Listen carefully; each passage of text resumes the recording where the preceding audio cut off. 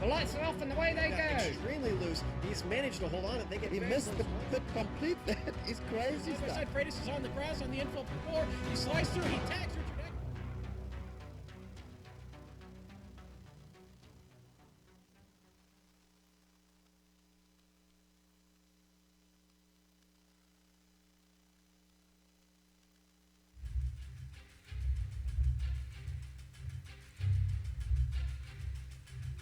With a more than 50-point gap back to Brian Barnes, Toby Butler has claimed the Oval Championship with a round to spare.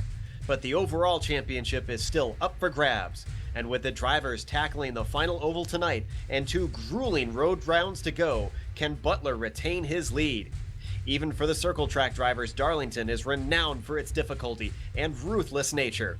It's sure to test the best behind the wheel as we get ready to watch round 10 of the Northwest Majors live on the Global Sim Racing channel. I'm Joe Peak. With me in the booth tonight are Samuel Ryman and Sean Ambrose. Our cameras have been provided by Dougie Beard and are directed by Kevin Brown. On behalf of GSRC, we'd like to wish those in the United States a happy Labor Day. Sean, hope it's been a good holiday weekend for you. And speaking of American traditions, the Southern 500 is definitely among them. Tell us about the track it's on. Well, Joe, hello and thank you. Yes, this glorious Labor Day Monday here, we are returning to the Southern 500, where the NASCAR circuit will actually return next year in 2015 to the place the Southern 500 has been run since 1950. This track is 64 years old, 1.366 miles in Darlington, South Carolina. Egg-shaped track, egg-shaped because when the man bought the land, in 1948, he promised the original owner of the land that his minnow pond would be spared. 23 degrees and 25 degree banking in these turns. Turns 1 and 2 and turns 3 and 4 are totally different. 1 and 2 being a little faster than 3 and 4, as 3 and 4 is really kind of a tunnel turn almost. Very tight corners right there. This track tonight is going to be 367 laps around this thing tonight. We've got a good race ahead of us and a long one, so settle in and get ready to go, Joe. Settle in is probably one of the keys to the race for these guys, that's for sure. Let's talk about that championship. I touched on it briefly in the intro, Sam, but what are the points actually looking like? Well, Joe, the Northwest Major Series has been contested on oval tracks and road courses this season, but honestly it has been a little bit more generous on points towards those in the ovals, much to the dismay of those on the road, those that are road specialists. However, we've still got several rounds left in the season, so that could change. But as it stands, Toby Butler, one of our oval specialists who is here tonight and who has been fast in qualifying and practice, he is in the number 08 car. He is leading the points with 201 points, 14 points over Brian Barnes, who is also a very good oval racer. Carl Burke and Steve Paulison and Josh Gardiner, you see them 3rd, 4th and 5th in the points. Correct me if I'm wrong, but I believe they do road courses as well as oval races. And you can see right there, though, they're actually a bit far back of Toby Butler and Brian Barnes. So they're probably going to want a good night tonight if they're in the race. And I see Steve and Carl's names here. I don't know if Josh Gardiner... Oh, yes, Josh Gardiner is here too. So, yes, they all might be able to capitalize tonight. And these top 5 could be a lot closer heading into the final rounds. Absolutely, and keep in mind that including tonight, we have 3 rounds to go. So even at 100 points back with Steve Paulison and Josh Gardner, they are still in the hunt mathematically. It's going to be a huge hole for them to climb out of, but it is not over yet as we watch the car of Josh Gardner actually put his laps in right now. We're just letting a few more guys get their qualifying in. A few have elected to wait till late, and Josh actually slides up into the wall, so that's not going to be a good lap right there. Certainly putting himself behind the 8 ball early on here, Sean. Yeah, he's already wearing the famous Darlington stripe, which if you flirt with that wall, you're going to walk away with one. Most drivers do. It's, you're really going to have to focus on these turns here and make sure you hit your mark. With them both being very different, it should be interesting to see how different drivers set up their cars. You're either going to set up to be fast through 1 and 2, or to navigate 3 and 4, which is, again, is a very, very tight turn. Passing will be difficult on this track as the racing surface is not very, very wide, and the transition to the apron and to the surface can be very deadly. And with the differences on those two corners, Sean, what does that do to a driver's focus? Because I have to imagine, it can be very easy to lose track of which one you're entering potentially if you get a little too comfortable in the car. Well, and if you do get too comfortable, you will be reminded real quickly of where you are. The focus aspect of this track is probably more important than just about any track they'll go to. You must hit your marks here. It's very important. You must get off the gas in the right spot. You must apply a little bit of brake in the right spot. And you got to be real careful getting off the turns with that throttle, because you will loop it very easily here. And as it seems, most cars have exited, and we've got only about 30 seconds left in qualifying. Let's rush through these real quick. Unfortunately, only 10 cars have qualified, though 12 seem to have showed up. We'll see if more get on the grid. Toby Butler is on pole with a 28.722. Steve Paulison rounds out the front row with Eric Larson starting in third. Matthew Rogers is in fourth, followed by Kyle Clemenson's fifth. Then Ray Fournier starts in sixth. In seventh, we have William Fletcher, followed by Carl Burke in eighth, Wayne Hutchinson in ninth, and Josh Gardner is our final qualifier, who is going to be out there on the grid. Potentially, we see Brian Barnes, Chris Beck, Scott Hutchinson, and Howard Wendell did not put laps in, and we'll see if they line up, Sam.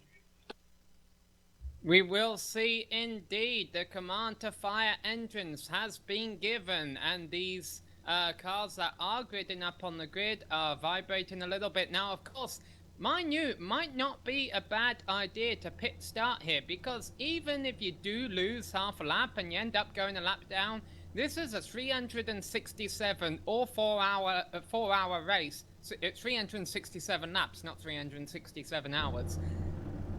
So you got time to get back on the lead lap if you fall a lap down. You probably got time to even make up 2 or 3 laps. Really, keeping your car in one piece is going to be the key tonight. In the Northwest Majors, get 2 free repairs. That means they can scratch up their car twice, come down pit road, get repairs, and come back out. But you got to be careful, because if you get in the wall more than 2 times, really you can only handle the repairs that your crew can give you. And at the end of the day, that may only be so much. And as we watch these 10 cars sit on the grid, it looks like these are going to be our only competitors for today. So a little bit of a scant field. Hopefully they'll keep it interesting for us for those 500 miles around here. And we'll see what kind of racing we're going to be able to get. Now, speaking of the pit stops, Sean, what are these guys going to be expecting as far as strategy goes? What's the kind of ploy that they'll want to be seeing, as it looks like we actually do have Brian Barnes on the grid now?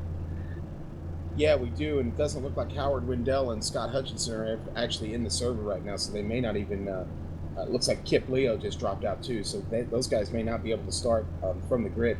But going back to what you're talking about, Joe, this surface is like a cheese grater on these tires, okay? Strategy-wise, if the yellows are frequent, you're probably going to want to come in and get tires. You're going to get damage. It's just inevitable. You're going to get that wall at some point, unless you can keep your focus for 367 laps. Hey, they're a better man than I am if they can. You get any damage, it's going to serve you well to come in and get some repairs. Your aero could get. You want downforce here. You want your car to handle well aerodynamically. So I think you're going to pit as frequently. This small field, you're going to want to pit as frequently as possible tonight. I don't doubt that. Pace car has now exited. He's heading around turn 2 onto the back stretch, and then we are going to go green for 367 laps around Darlington. Real quick, before we get around, I have to ask what you guys picked today. Gotta go with Toby Butler. He's always strong when we're here at when we're at oval racing. He's got the Kevin Harvick, Jimmy John's paint scheme. The number 08 on the car, which interestingly enough, the number 08 has never won a NASCAR Sprint Cup Series race in real life. Maybe Toby can change that tonight. I'm going to take Toby too. Here we go for the green flag. Go for it, Joe. And there goes the green. Right away they accelerate. Toby with a little bit of a spurt. In fact, a number of guys seem to have trouble getting off the line. That's the 131. It's the 28 car of William Fletcher, and as you say, there's a 131 in the wall back there too. William Fletcher quite two of the cars that start spun their tires, and really William got the worst end of it. Josh Gardner was that pink car on your screen that you saw had spun out, and as you said, no caution. This car's still in pit road. Yeah, we are still going green, interestingly. So Toby Butler does continue to lead them away with 1 lap under our belts now. He's followed at a fair distance by Steve Paulson at this point. Yeah, guys, and it was Carl Burke in the number 53 who actually spun his tires, got loose, and then got into the other car there. It was that was a pretty tough break there. Carl Burke already well down the order now that he is sitting in the pits. In fact, William Fletcher is in there with him. And Carl Burke is one of those guys that was competing for the championship, sitting 3rd in the points. This is not the start that he wanted. So far, it seems like everybody else is already starting to settle in single file around the track, Sean. Yeah, they are, as we see Paulson not too far behind Butler, kind of keeping him reined in, about a half a second distance there. Eric Larson in line, doing pretty well. Now he is, Eric looks to be coming up, keeping his distance. But yeah, everybody is settled in here. Looks like they're in for the long haul here. It's probably a good play. This is a very long race. Keep the car clean and keep it off that wall. As we watch Kyle Clements, he was taking a peek there on Matthew Rogers for a bit, but has dropped back just a little bit. And Joe, Eric Lawson has just got by Steve Paulson. I don't know if Steve got in the wall exit in turn 2, but he certainly lost a lot of speed. And Eric Larson has moved up into 2nd place. Meanwhile, Toby Butler, though, has been placing them both. Eric Larson in that red number 32, the Reds machine there, hitting around turns 1 and 2, and those are the faster, wider turns that allow you to take it just a little bit more speed through there, but it can be deceiving. I know when I've driven around here, Sean, you get to that end of turn 2 and that wall just comes up quick. It is right there on you, isn't it? It does. It comes right up, and man, if you don't enter and get off that turn just right, you will slap that wall every time. Every time you hit it, it just takes a little more paint off and a little bit more arrow off the right side of that car. I'm still watching Kyle Clements. He's trying to set Steve Paulson up, but not quite working out for him yet. He seems to be overdriving the turns just a little bit. He'd probably be best to just settle in and run the track and not the driver here at this point, as you will chew those tires up pretty quick if you're not careful. Meanwhile, Josh Gardner has had nose damage ever since that incident at the start. He had been running on the lead lap, but I guess he must have been overheating because he is now bringing it down pit road in the number 131 car. Carl Burke and William Fletcher have both gotten back out on course, but they are both 2 laps down. So they've got their work to cut out for them, but at least they've got each other to race against, as we see Toby Butler actually put another lap on William Fletcher's. That's now going to be 3 laps down for William as they complete lap 7 here of 367. So 360 laps yet to go. You know, Joe, I'm really surprised we didn't get the caution flag there on the start with as many, with those 2 cars being involved right in the middle of the track surface. Just doesn't seem to make a lot of sense that we didn't get a yellow from the administrator or from iRacing itself. Well, that was very unusual. Go ahead, Sam. I think a lot of it has to do with just the apron. The cars were on the apron, so the iRacing service didn't consider them to be a threat. And Joshua Gardner has crashed again. I don't know if that's going to bring out the caution. He's got smoke coming out of that machine now. And that was an unusual one. If we can look at the replay here, he was simply coming down the backstretch. We're on that replay, and his car drifts upward. You'll see it here, into the wall. That is utterly bizarre. I have no idea what could have caused that. Could be a computer failure. No, and he's actually just posted a comment in the iRacing chat saying no, he just lost control of the car. Meanwhile, I don't know what's going on with Steve Paulson, but he has really slowed down all the way on the bottom of the apron. He was running up there in 3rd spot, and he is bringing it down to pit road really slow. Do not know what is wrong with that number 58 car, but he's stopped and he's taken a tow to his pit stall, I presume. Yeah. Yeah, Gardner, I think, got to the throttle a little bit too hard, getting up on that racing surface. Again, the transition from the apron to the track is really, it's really extreme here, and you get in the throttle just a little bit too quick.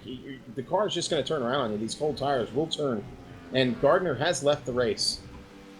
So he's told the guys that he's going to see them at Road Atlanta, which will be our next round. So suppose he prefers those road courses as we watch Eric Larson work his way around the track. He is currently sitting in the second position. So he is about a 1.3 second gap behind Toby Butler, our leader, but he is sitting pretty still early in the race.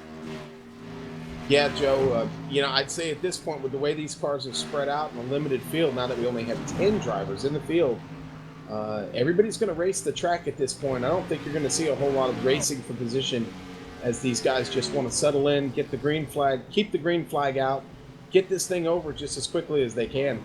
Yeah, I was going to say, good news for us here in the booth to keep it going with green flag racing throughout this thing potentially, because 500 miles around this sort of track is a long ways to go.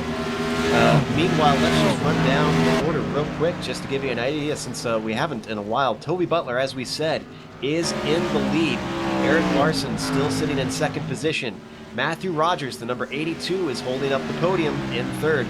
Then a little bit farther back, 6 seconds shy of the leader, is Kyle Clements in fourth. Ray Fournier in that wonderful number 26 STP paint job is sitting in fifth, followed by Brian Barnes, second place in the championship, the number 4. Oh, I take that back. Barnes has somehow gotten past Fournier at some point in the last lap, so we must have missed a pass there. So Fournier down to 6th. Wayne Hutchinson is in 7th, followed by Carl Burke, first of the lapped cars, sitting in 8th. William Fletcher is in 9th, but he is actually not on track at the moment from what I'm seeing. He just Yeah, retired he from just- the race. Yes, he did.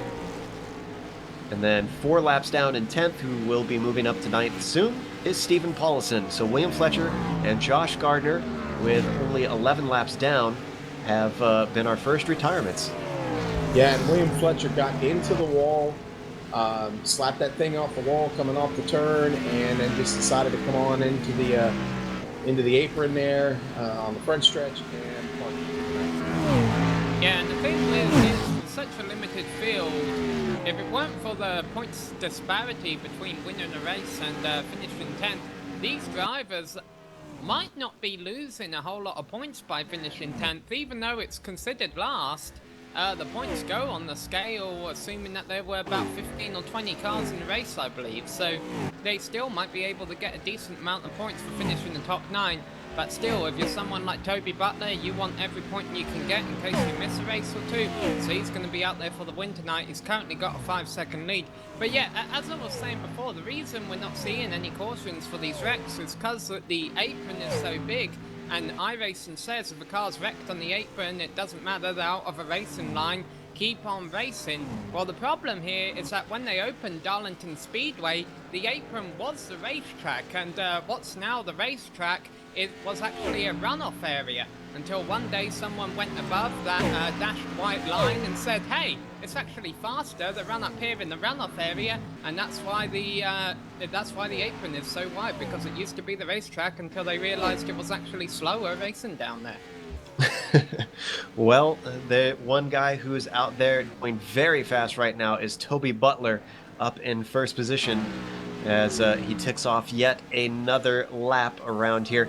Yeah, I think the guys that really need to be the most invested around here are going to be Brian Barnes and Carl Burke. Barnes especially only 14 points shy of our leader as he sits in 5th at the moment.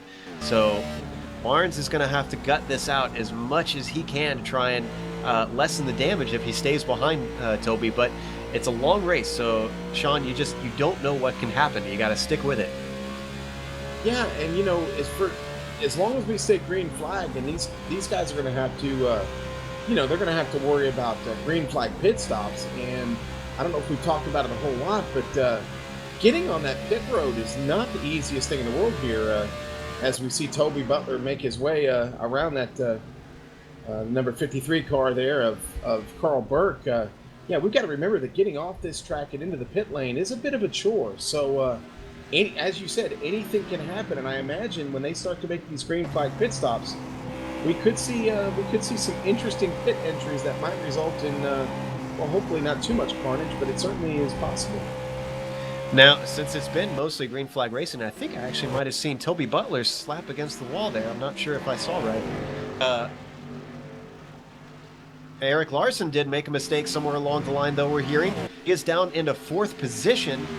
That had to have been a mistake that brought that one out. It looks like he hit the wall high coming into turn 3. Very hard hit, and he was down onto the apron trying to hold onto that car. Yeah, really nice save by Eric Larson there, as he did almost lose that thing after hitting that wall. It's still handling okay, though. He's right up there challenging Carl Clemens for 3rd place. Carl Clemens in the number 19 car, Eric Larson in the number 32. Of course, 32 has a history here at Darlington. Ricky Craven drove the number 32 here to the infamous victory over 2,000ths of a second on Kurt Busch in 2003. I remember seeing clips of that one. It's exciting finish. I was going to say, with the green flag racing that we've got, Sean, about how long can these guys expect to go on a tank of fuel? I have to imagine that's going to be the limiting factor at this point.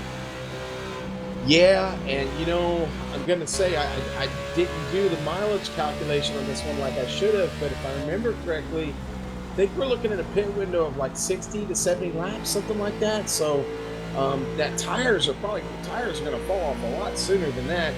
Although, because the field is not that big and these guys are spread out, Toby's certainly in the position right now, almost 10 seconds up, where he could probably conserve those tires a little bit. So I'm thinking somewhere around 65 to 70 is probably when we're going to see him pull in. So we'll have to keep our eyes peeled. Go ahead, Sam.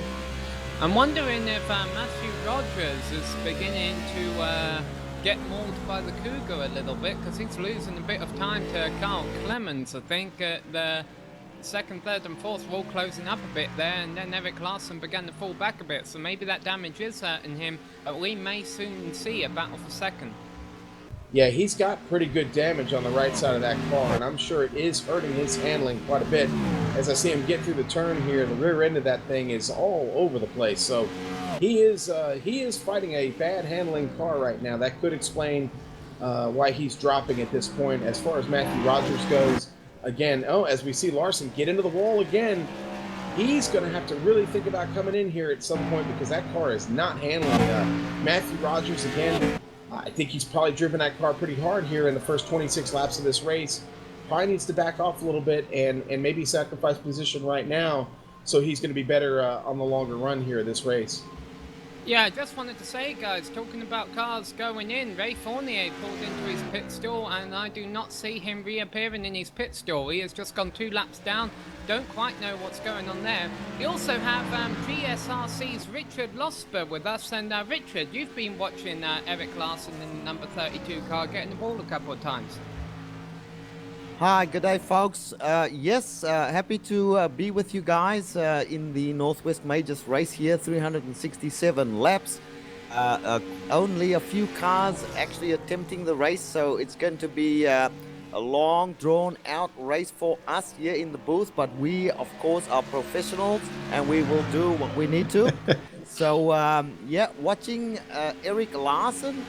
The car is not handling well at all. He's touched the wall a number of times since the original touch.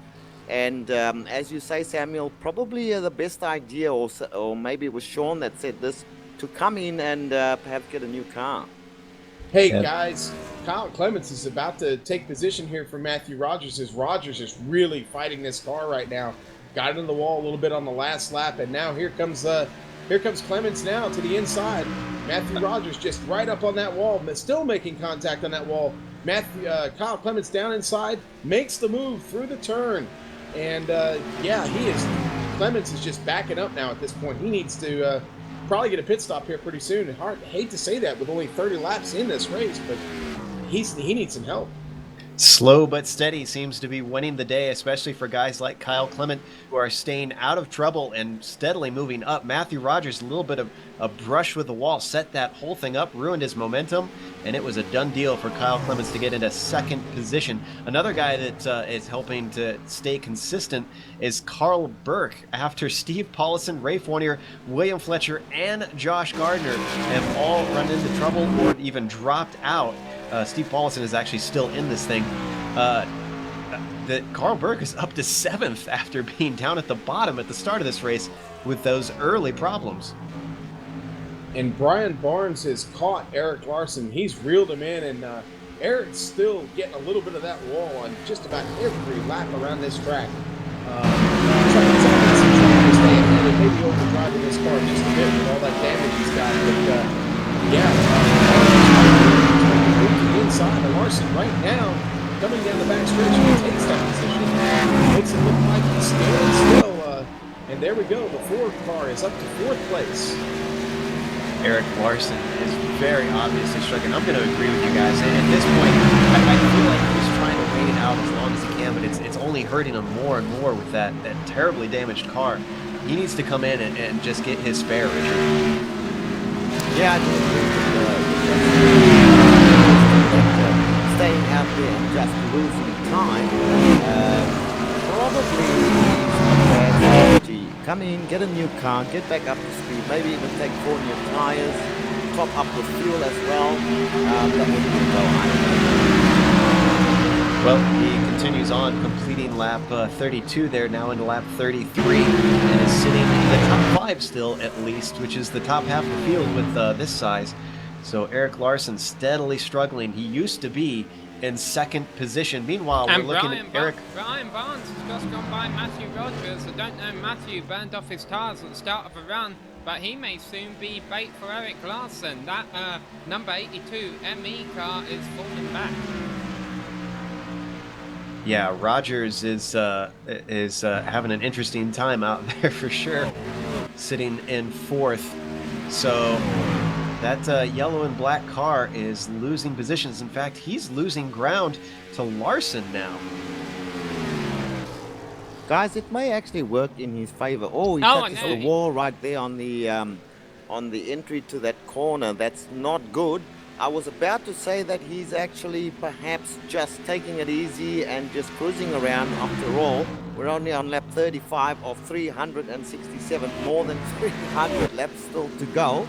Whereas Brian Barnes felt that it's time for him to charge. But if you're going to go on hitting the wall, that is not real good either. So settle down once again, number 82, Matthew Rogers, and just take it slow and easy. You might well end up in 1st place. Who knows? Yeah, because he's got at least over half a lap back to the 6th place car, Wayne Hutchison, who is a lap down, and Matthew Rogers gets in the wall again. He's breaking one of the number 1 rules of Darlington, and Darlington, at least until the end of the race, you need to race the track and not other cars, and he was trying to race someone who was faster than him, and in the end of the day, he gets in the wall, and Eric Larson gets the position. And meanwhile, I think what's happening with Eric here is he is beginning to learn how to drive that car with the damage. Initially, when he got the damage, he kept getting in the wall because his car wasn't handling good, and now he's finally realised what the car handles like with that damage, and that's why he's able to pick up his lap times again. As we say that, he got very close to the outside wall through 1 and 2, though. But I think he managed to keep it clean through there regardless. He is back up to 4th, and there he goes and brushes the wall again. So he's not completely out of the woods. He's still struggling out there, Sean. Yeah, he is. I've been watching Brian Barnes here. He is actually starting to make up a little bit of time on Kyle Clements. We know Kyle's been driving that car really hard, and his tires are probably starting to get to a point where they're falling off a little bit. Looks like Brian's been a little bit smarter with handling that car. He is making up the distance on Brian Barnes. If this thing stays, making up the distance on Clements. This thing stays green. Brian's got a good shot to get there in a second, but the class of the field is Toby Butler, as he is literally about to put the 5th place car a lap down. He'll be catching Matthew Rogers here pretty quick at his current pace. And only 8 cars are left in the race. I don't know what happened to Ray Cordier, because we mentioned about him early in the number 26 STP car coming down pit road, but he hasn't officially retired from the race. He is sitting 15 laps down, but he could just as easily get back out on course. Who knows if there's 15 cautions if this race picks up with the attrition later on. He may be able to gain a couple more spots, but right now we have 8 cars circulating this 1.36 mile speedway. And we just watched Eric Larson once again slide all the way up the track and into the wall. He is going extremely slow now. I saw him down on the apron a number of times, so I'm not sure what's going on, if the damage has just gotten so bad that he can't even keep it in the middle of the track. But boy, he is all over the place now. Yeah, and you know, Toby Butler's going to have to think about that as he passes him. You know, I mean, he doesn't want to get too close to him because it could ruin Toby's race. But yeah, Eric's, I don't know what his strategy is right now. For that matter, I don't know what Ray Fournier's strategy is. Maybe he is playing a strategy there, just sitting in the pits waiting to come back. Huh, guys? I'm not sure if there's a percentage distance rule that you need to complete, but maybe that's what's coming into mind there for him. Regardless, I guess it should have gone without saying from the start, Hey, but this race... Carl Burke, number 53 cars, just pulled to a stop down in turns 1 and 2. And he's exited as well, as we watch the replay to see if we can figure out what happened to Carl. Well, gentlemen, it is a war of attrition. Lauda. Yeah. Nice reference there, Sam. Yeah. And look at that, as he does that, Ray Fournier comes out, and now I guess he's just going to run 15 laps and pick off a spot from Carl Burke. I said he was that there's a strategy there, right? There's a method to his madness. He's slowly picking up speed on the apron. It has to be the most unusual way of picking up spots I've seen in a long time, but credit to Ray Fournier for thinking outside the box, I guess. Yeah, you hit it the nail on the head of what I was just about to get at, Sean, is race of attrition. This is an endurance race if I've ever seen it for all these guys out here. There's very few cars to race. This track is difficult enough by itself. You got to run essentially mostly hot laps for most of 500 miles. That is extremely difficult to keep your focus ahead, forward, and on the track in that amount of time. You know, it has made the very, very best drivers of all time look like amateurs. It really has, and it continues to do so. Again, this track has been here for 64 years, and for 64 years, it's been creating headaches for crew chiefs, car chiefs, drivers, and fans like no other track on the circuit. Well, we have put 46 laps under our belts now. So we still have over 300 to go after almost half an hour out here. This is a timed race, we should mention, but at this rate, I don't think we're going to hit that. They've got 4 hours to complete those 500 miles, Richard. But we've had no cautions so far. So with all the cars spread out, I think it's looking potentially like we could have a caution-free race. Sorry, guys, I just can't help laughing. You know, if I win this race, I would have a brilliant strategy, and I'd probably win the race. Go around in third gear, just cruise it round. Everybody else is going to fall out. You're going to win the race eventually, no doubt. Yeah, Kyle Clement's having a little bit of trouble handling that thing now. I'm watching him, and he just got into the wall coming off of 2, and it looks like he's really slow coming through 3 and 4. Yeah, he's down a lot, just under 140 miles an hour through the turn there as he comes across the stripe. But everybody's having handling problems right now, except for Toby Butler, who got out front and is taking care of the car. Well, Toby Butler's about to have some different kind of problems. He is within about 10 car lengths now of putting Eric Larson a lap down. I have to play it careful through there, but he has dealt with lap traffic before, Eric, so he seems to know his way past some of the slower cars. Just a quick reminder, if you are watching right now, watching live, please tweet us at GSR Channel. Any questions that you have, we will try and answer them live. We've got plenty of time in a 500-mile race to try and talk to you and interact with the fans. So even the drivers, some of those drivers have dropped out now. If you're watching the race, give us some thoughts, tell us what you think, or even join us in the booth. We do have space up here. It's a little crowded with 4 of us and a director, but I think we can squeeze some more people in, Sean. Yeah, and I think we'll actually even be able to answer college football questions for you as well. I'm afraid I can't help on those.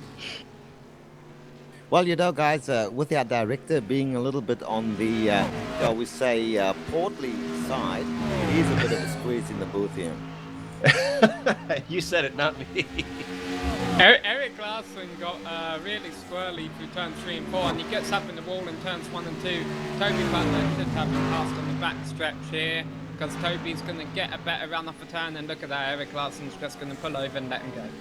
Polite driving from the number 32 Reds car to allow that lap to go. Now we are down to 4 cars on the lead lap, and guys, we're not even a quarter of the way into the race.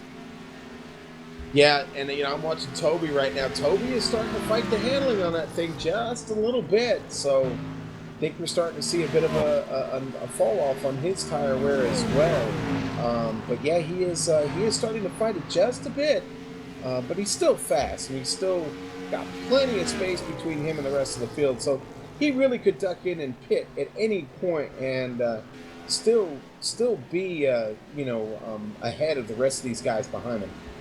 And I know some people like me were doing math in my head to try and work out what a quarter of 367 is, and then gave up when they realised it would be a decimal. A surprising fact here, 367 is a prime number. So at no point during this race are we going to be able to say the 7th through the race or 13th through the race. 367, despite having 366 Oh, and Toby Butler was before just it, up into the wall. I'm sorry. Toby Butler got into the wall there, is a prime number. Sorry to interrupt the math lesson, but Toby Butler did actually take a scrape. It wasn't a harsh hit, but Sean, he like you said, you called it. He is starting to struggle a little bit himself. He's not impervious. Yeah, you can see it through the turns. That car's got a lot of wiggle to her, so she's free. They need to get that thing in, get some fresh tires on it, and tighten her up just a bit. Hey, and Brian Barnes, who started 14th, didn't put on a qualifying lap, may soon be looking at 2nd position. Yeah, he's been working on that for about 20 laps now, and Clements keeps making mistakes as he just slaps the wall as they head into turn 3. And yeah, Brian's about to put a move on him here, coming off turn 4. Barnes is being extremely patient. He could have tried to stick his nose in with the extra momentum, but decided to back out of it. He knows it's very early, and he has been closing in for quite some time. Barnes, again, 2nd in the championship, looking to put himself 2nd in the race and minimize the damage as he looks, and he's got a big run around the outside, but he backs out of it. Now he's got it down the inside, just breezes by on the straight, and puts Kyle Clements down into 3rd position. Clements saw Barnes right there, and he got to the throttle a little bit too quick. That car got out of shape, and Barnes was able to make the move past him. Yeah, but I'm really surprised that he was racing him that hard, that Clements wasn't then Barnes by. Barnes was obviously a bit faster. It's a bit too early to be racing hard here. If you do that, you're going to end up in trouble, and Clements almost ended up with a wrecked car. Meanwhile, someone who's beat their car up a little bit more is Matthew Rogers. He was in the wall a little bit ago, but still far in front of Eric Larson in 5th, who actually just got passed by Ray Fournier. We talked about Ray being in the pits for all those laps. Of course, the advantage he has right now is newer tyres than the rest of the field. Yeah, Rogers is in the wall again, guys. Yeah. So, speaking of pits and fresh tires, Toby Butler is getting close to his pit window. He is on lap 58, so it could be about the time. And I can't imagine that he escaped damage-free with that brush up in turns 3 and 4. So he is going to take away one of his free cars when he comes in for his pit stop. Yeah, that is a good point, Joe, as they get 2 free repairs. Actually, Toby has slapped that wall a couple of times now. Not really significant, but yes, enough that he is going to get a free repair when he goes in. And, at this, he's only about 2 seconds off of Matthew Rogers right now, so does he stay out until he put Rogers a lap down, or does he consider coming in here real soon? Well, guys, it seems like 1, 2, 3, 4, 5. The top 6 have not yet been in the pits. We're on lap 57. So it looks like they're going to try and stay the distance there. Sean, you mentioned 65 to 70 laps. Can't imagine they have much fuel left. The tires should be pretty well shot by now. And you can see that they're going pretty slowly as well. Yeah, Matthew Rogers is in the pits, Eric Larson is in the pits, Brian Barnes is in the pits, and Carl Clements is in the pits. So it's about 60 laps is as far as they can go. Meanwhile, I will note that Ray Fournier just passed Carl Burke. And here comes our leader, Toby Butler, into the pits now. How's he getting off? So far, so good. He hits the line here. Yep, he's slowed down, and he is in the pits safely, guys. One thing we can't forget as well, not only the difficulty in getting in these pits, but getting it slowed down to the speed limit once you're in there. So all these guys, anybody who does get a speeding penalty will definitely lose a fair chunk of time. Now, because of how iRacing works, if you do get a speeding penalty before you pull into your stall, you take care of that black flag during your pit. So it's better to speed on your way in than on your way out, and actually Toby Butler misses his pit stall. He did miss it just a bit, and Barnes, Clements, and Rogers are now off the pit lane. So we'll wait and see if any of them get a speeding penalty and have to come back in. Meanwhile, though, Toby Butler has a 16-second lead. I'm pretty sure he's not going to lose that just by overshooting his pit stall. He's on the apron right now, excellent pit road. Yeah, I was just going to say, he had a very comfortable gap. I can't see Brian Barnes making up that time, but Barnes has been doing good on making up for a very bad start. In fact, he didn't put in a lap time.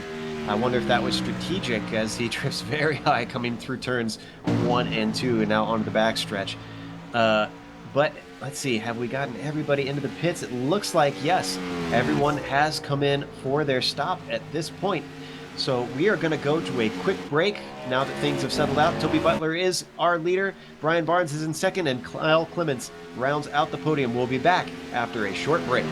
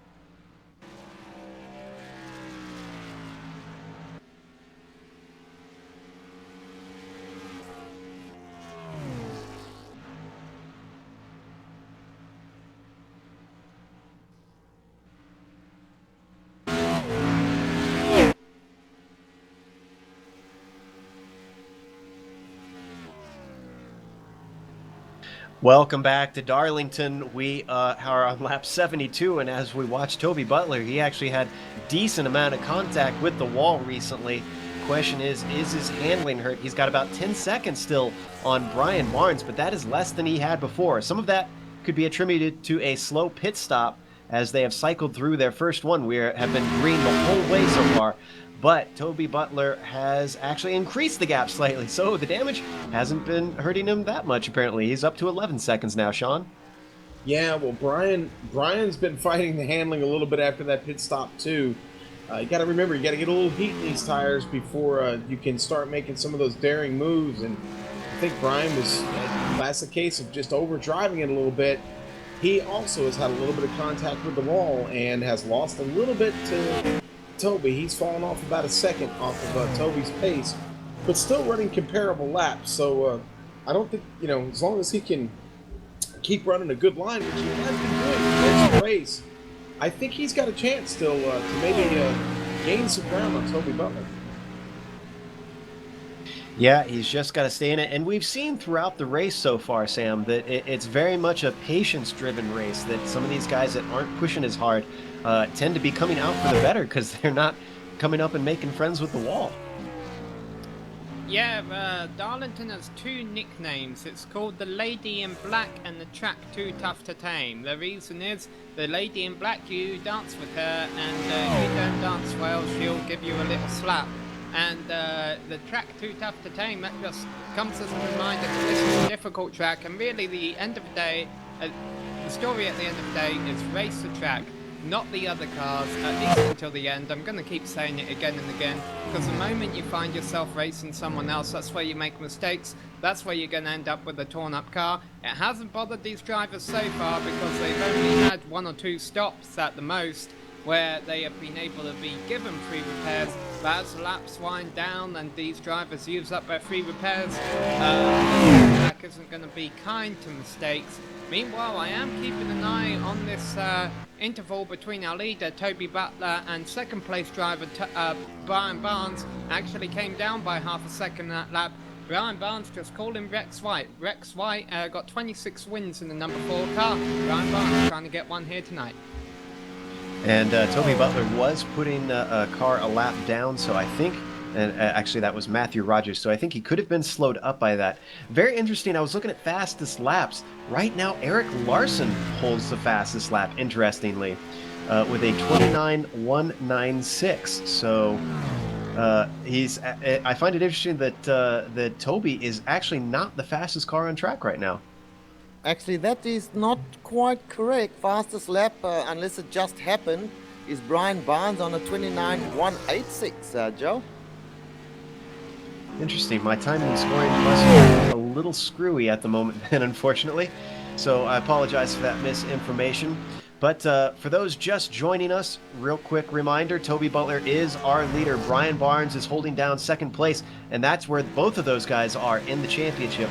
Kyle Clements is in third, with Matthew Rogers following in fourth, and then Wayne Hutchinson in fifth. And even though we are only 77 laps into a 367-lap race, we have 3 cars on the lead lap. I'm looking at the timing and scoring right now, and Brian Barnes actually turned that lap right after his pit stop. Right out of the box, he turned that 29.185. So he has not even been close to that since. So he got a good run out of the pit stall and burned a really nice lap there. So yeah, he's run a good race. I'm pretty impressed with what Barnes has done. His line has been really, really good around this track. Yeah, he's had a couple of instances where he's brushed the wall, but everybody has. Everybody's taken home a Darlington stripe tonight, a little souvenir from the old track there in South Carolina. Indeed, and we had a relatively small field start, and it's gotten ever smaller. We had 11 that took the green flag, and already Josh Gardner, William Fletcher, Carl Burke are all out of this race. Ray Fournier has left the race and come back. Interestingly, we're not totally sure why, but Ray is sitting in 8th, about 20 laps down. And then above him, Steve Paulison, who hasn't stopped, is about 4 laps down, sitting in 7th at the moment. I want to go back to a little something Sam was talking about just a few minutes ago here. The Lady in Black. There have been several stories over the years about how it got the name the Lady in Black. If you trace back the roots of that moniker for this track, it really goes back to the early days of the track. The track crews used to resurface it every night with black asphalt from practices to race day. So when they came out on the race day, it had a beautiful black, brand new finishing on the track, and that's how it actually earned the moniker the Lady in Black. And then, of course, all the other stories developed over the years. But hey, when you've been around 64 years, the stories will take on their own life. I also heard that it was because back in the day when they only used to do day races at Darlington, because the Darlington stripe had become so infamous, they never painted the walls at the racetrack, and so if the walls got scratched up with black rubber, it always stayed there. That of course changed when Darlington went to night racing, and the drivers complained that they couldn't see the walls because all the walls were black, and that led to them being repainted white after every race. Meanwhile, we got a very slow car on the apron, Eric Larson. What's happened to him? Oh, he's got some damage on the left side there, so it's a bit strange. On the left side, we must go back and have a look. I'm looking right now. Traveling backwards right now myself. He got a little bit hot on the exit of 4 and managed to come to the inside wall instead of the outside wall and give it a serious thud. Big tank slapper. Yep, too much throttle off the turn there, and it just sucked him right down into that safety barrier. And I think every corner on that car has got some damage now. And Larson's actually in the pits. Yeah, he's just coming into the pits right now. I wonder if he has any fresh cars available to him. We'll know in a minute, no doubt. I believe he should have one. I think he's only made a single pit stop. Unfortunately, again, my timing and scoring got a little messed up since I had to restart it here. So my pit stops are a little bit off count. So yeah, Eric, I'm sorry, Joe. Joe, that is correct. He made one pit stop, and I think we will see Eric pull out with a fresh car here. He's getting tires while he's in. Might as well, even though we are only at lap 82. So if he took the time to cruise down at the pit lane speed limit, then might as well get everything. Yeah, correct. I've seen the car actually come back to normal shape. Is sitting in there for quite some time, probably taking fuel and topping out, but it does seem like a very long pit stop, Sean, and no repair by the looks of it. You know what? I think maybe he did take that other repair because he's sitting in there way too long right now. Meanwhile, there is a Pat Cantwell, the new this race coming out of turn 4 right now, 3 cars. In front of him a while ago was Ray Fournier, but then he let Carl Clements by and then got kind of swamped by Steve Paulison. They were going side by side out of turn 2, and they're not too far behind Wayne Hutchinson, so I was just keeping an eye on them to make sure all 4 of them could keep all 4 good years pointing in the right direction. As we watch Paulison take another Darlington stripe, that number 58 red car on your screen has had a few adventures along the way. As we said, he's at 4 laps down. However, he is up to 6th position now that Eric Larson had his troubles. Eric is still sitting in his pit getting those repairs done as we continue to watch Steve work his way around. But like we were saying, this thing is a race of attrition. The guys who stay out of trouble the most are the ones that are going to keep picking up spots here and there, Sean. Yeah, and I mean, really, these guys that are only a couple laps, 4 laps back, like Paulson and Hutchinson and Matthew Rogers, I mean, they've got a chance to win this race. There's no guarantee that Toby Butler's just going to check out to lap 367 and just run away from everybody. He could suffer, an unfortunate incident here at this point. That could put him laps down. Brian Barnes, Kyle Clements, all could suffer the same fate. This track is so unpredictable, and if you don't hit your marks, like we talked about in the pre-race, you're going to be in trouble real quick, as we've already seen happen to every driver in this field. We are riding on board with Clements as he drifts high through 1 and 2 and now exits out onto the backstretch, getting a driver's eye view just how thin this track is and how little room for mistake there is. Yeah, and Brian Barnes is coming up on Matthew Rogers right now.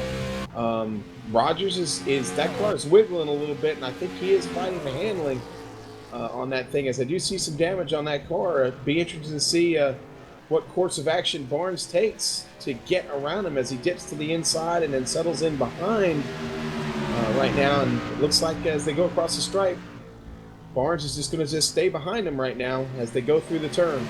This is not for position. If you're wondering, Barnes is in second, Rogers is in fourth, and yet he's still putting him another lap down here.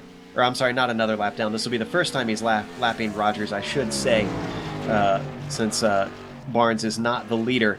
But he lets him by politely, knowing that there's really nothing good for him to try and hold him up at this point. So Barnes continues on, and let's see if he lost much time. Oh, wow, he lost over half a second on that lap to Toby Butler. So that did do a little bit of damage out there, but Butler's got his own lap card to try and get by, and that's Wayne Hutchinson, who tries to move low.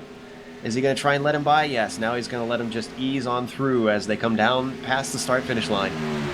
You know, Barnes is displaying a lot of patience right there, because he still said thank you to Matthew Rogers over the radio. That's not what I would be saying, but at the same time, you've got to figure if we're about a quarter of a way through this race, this isn't going to be the last time you're probably going to lap someone.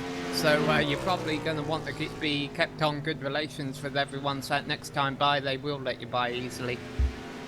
Absolutely. You can make friends on track just as easily as you can make enemies, and it's so easy to do one thing in racing, Sean, that can put someone on your bad side. And in oval racing, it's a lot closer confines, so you tend to get on people's nerves a little bit more often, it seems.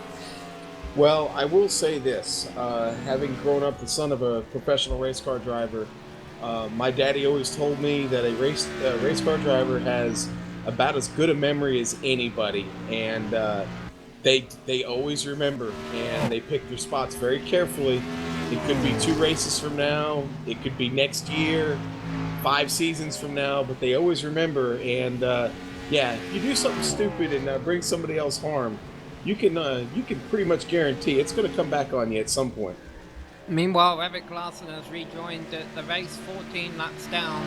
He is 10 laps behind 6th place driver Steve Paulison and 6 laps in front of 8th place driver Ray Fournier. So, and guys, Eric Larson's car is still very much out of shape, so that settles the argument. He didn't get a free car that time, so he's got to work with what he's got right now for the rest of the distance, which is 269 laps. So, and as you can tell, that is a fair bit of driving yet to do.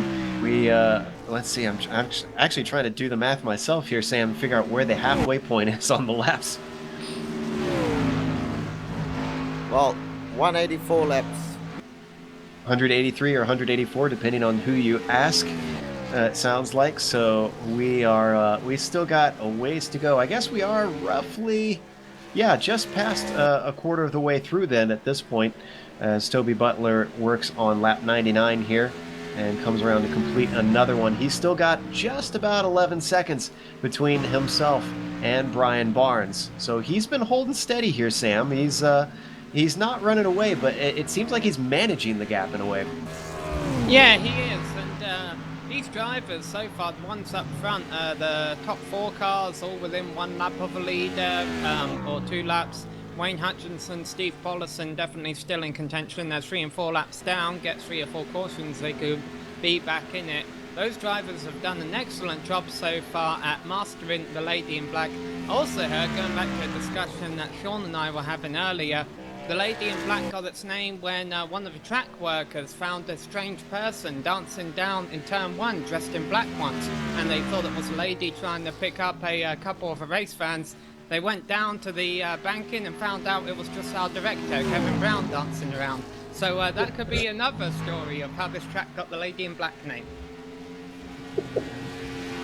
Good grief. So our director was in...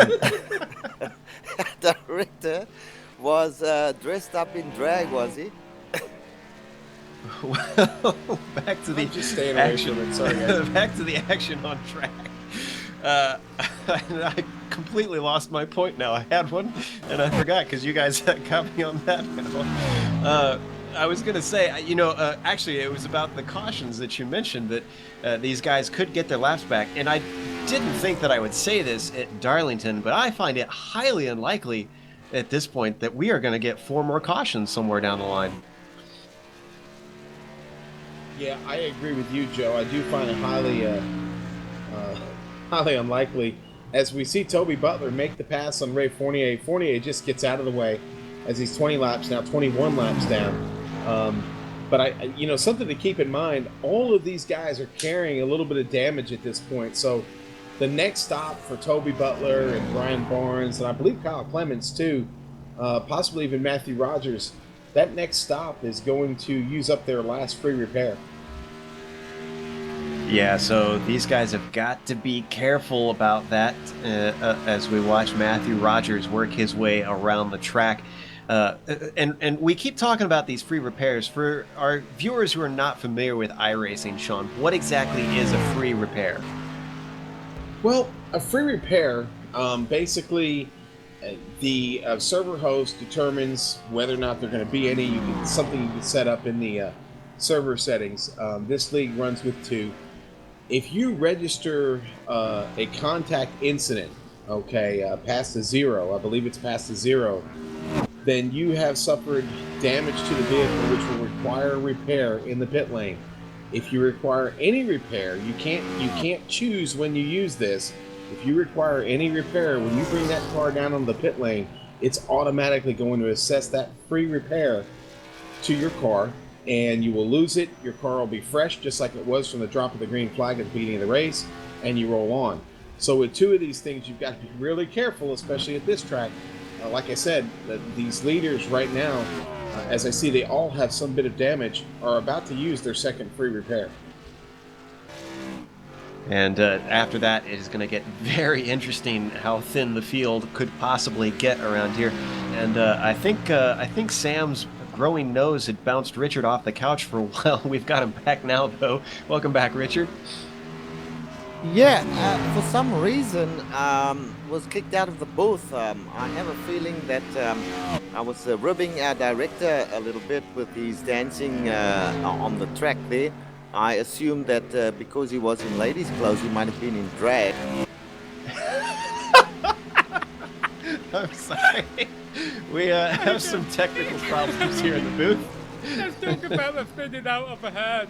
Carl Clements is about to go a lap down to race leader Toby Butler. We may soon see 2 cars on the lead lap. So it is getting very difficult to be competitive in this race, that is for sure. As we are, like you said, only 2 cars here, and we're not even halfway still, guys. This is some impressive pace from guys up at front, Toby Butler and Brian Barnes.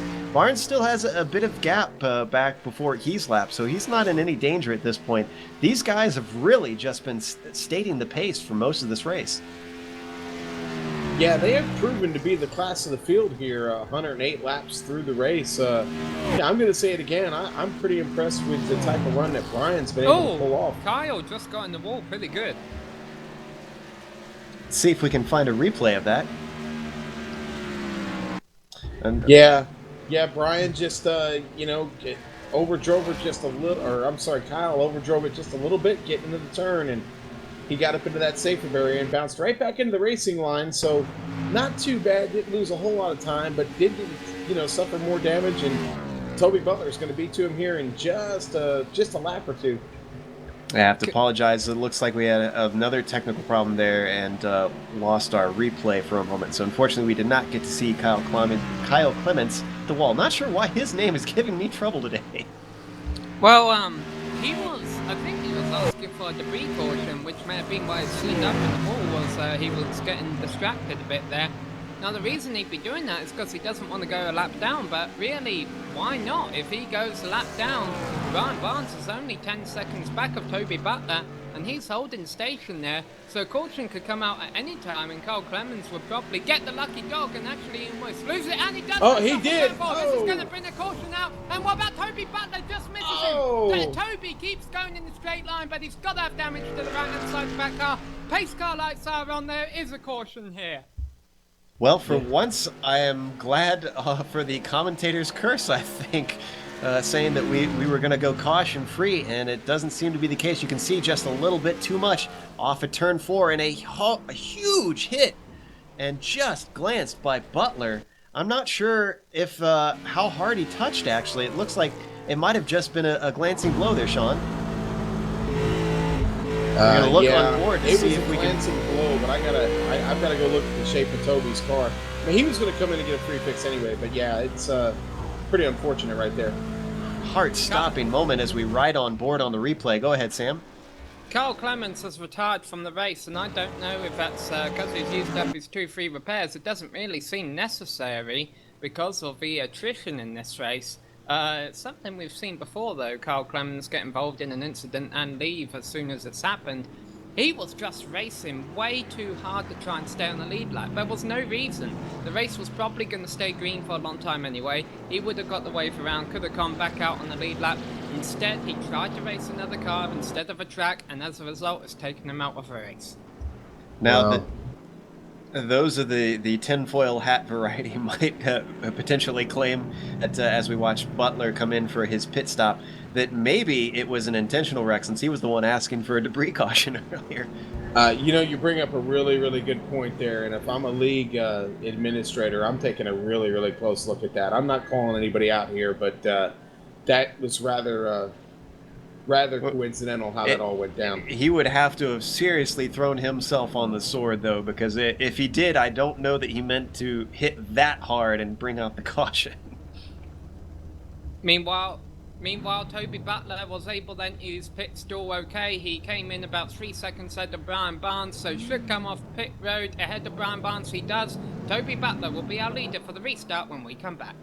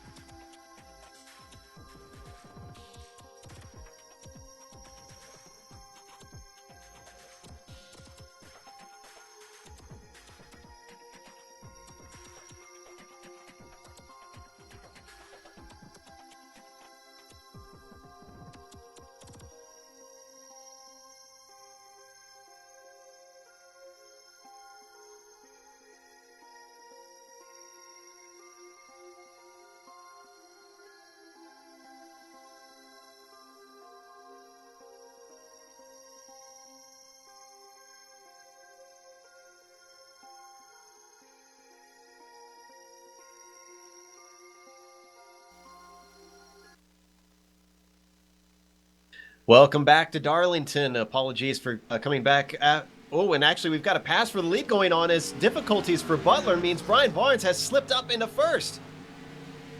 And that's professional racing right there. You can save a lot more time if someone's faster than you, letting them by on the straight than you can in the turns. But yeah, Brian Barnes, I think this is the first time today that someone other than Toby Butler has led the lap. Now, did Butler actually hit the wall at all there, or what happened? Because all I noticed was that suddenly there was a huge run by Barnes. Yeah, Joe, I think he just got a little bit loose, actually. Started to lose the car just a little bit and decided to just give right there, which was certainly the smart move. As we do see Brian Barnes leading his first lap of the race, going on his second lap right here. So that's 2 laps led for Brian Barnes after total domination by Toby Butler in the first stage of this race today. Now, we have to keep in mind that Barnes has everything to fight for here. He is 14 points behind in the championship, so Butler is the one who has reason to maybe kind of take it cool, and Barnes has everything to fight for to try and hold on to that lead. So with quite a bit of the race to go, it took us 120 some laps, guys, but we're actually watching a race finally. Yeah, meanwhile, talking about a third driver who could be in this race would be Matthew Rogers. However, I guess what happened is when the caution flew, Carl Clements, who crashed from the tail end of the lead lap, was the first car a lap down because Toby Butler had gone by him by the time the caution came out. That meant that Matthew Rogers did not get the lucky dog award, which means he is still 1 lap down. So, if there's another caution though, hopefully that should be able to put Rogers back on the lead lap. Well, apparently he should have put a wolf instead of a cougar on that hood there.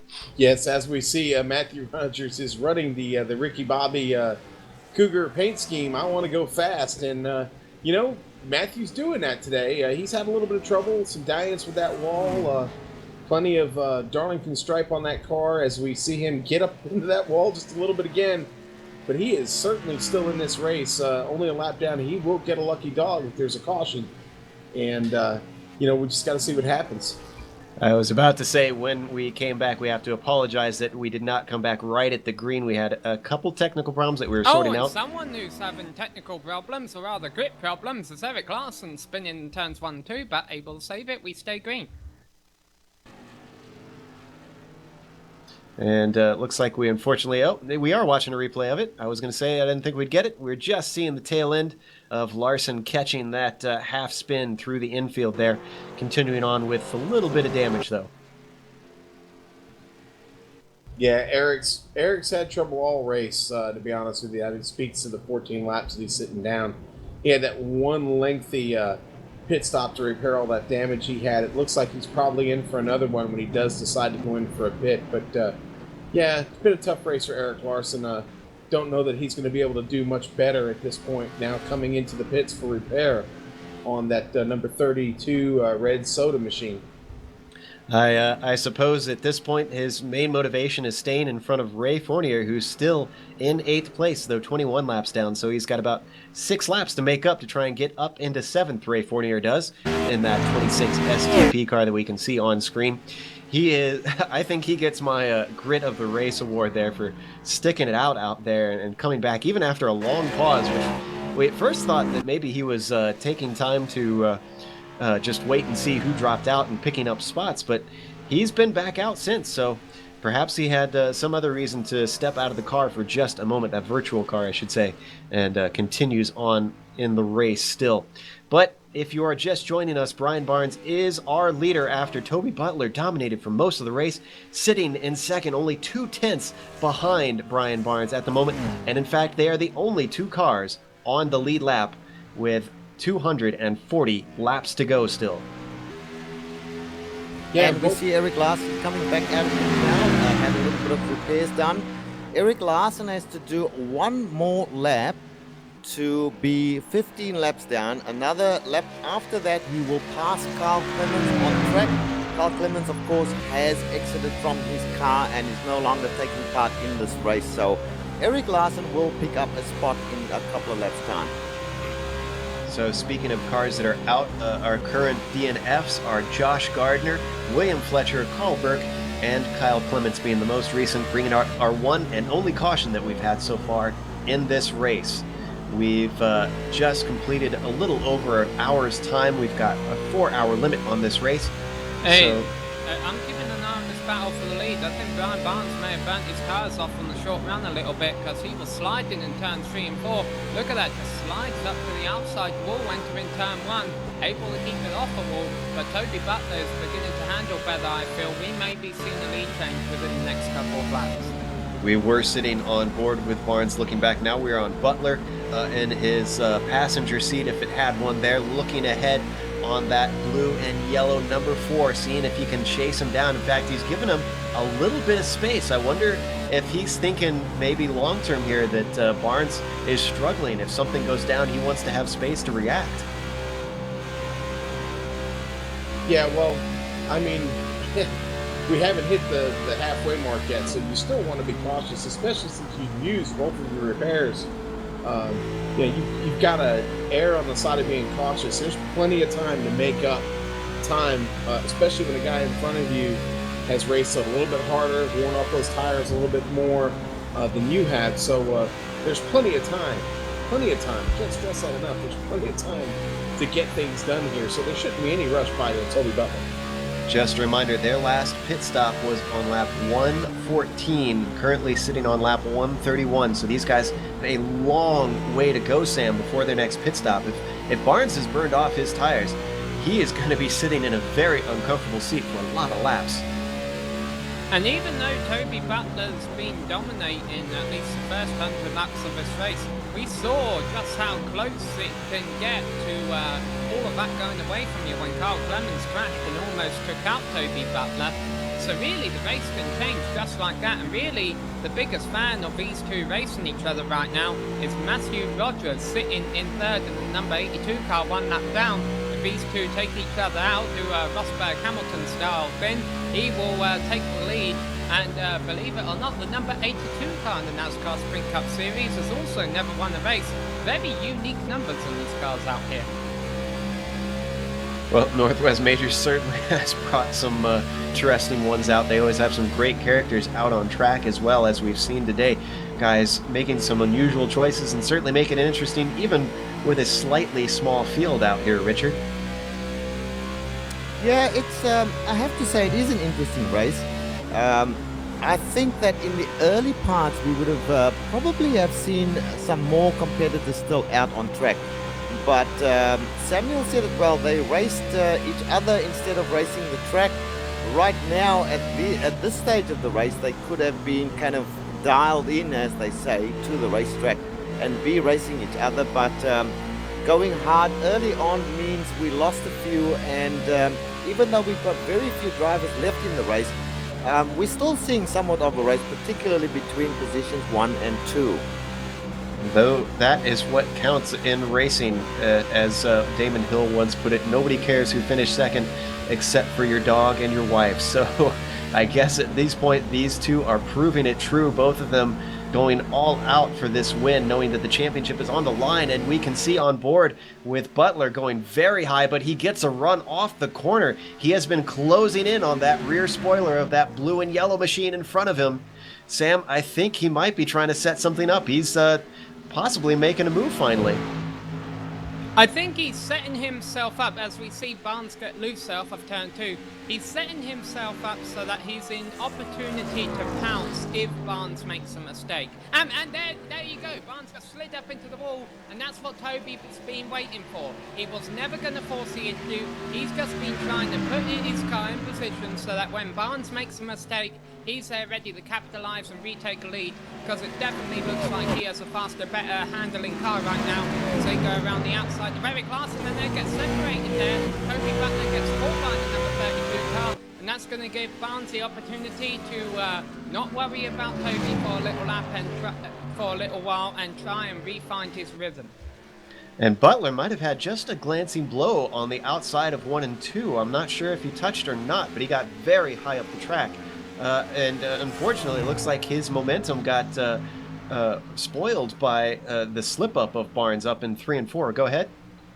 Yeah, I think he had to get on the binders there a little bit. It doesn't look like he slapped the wall, but he certainly had to get on those brakes pretty good, and that certainly put his momentum, slowed his momentum down quite a bit, as now he's almost a second and a half behind Barnes. And, Barnes just continues to run a really nice line around this track. And, he's taking care of the tires, he's taking care of the car.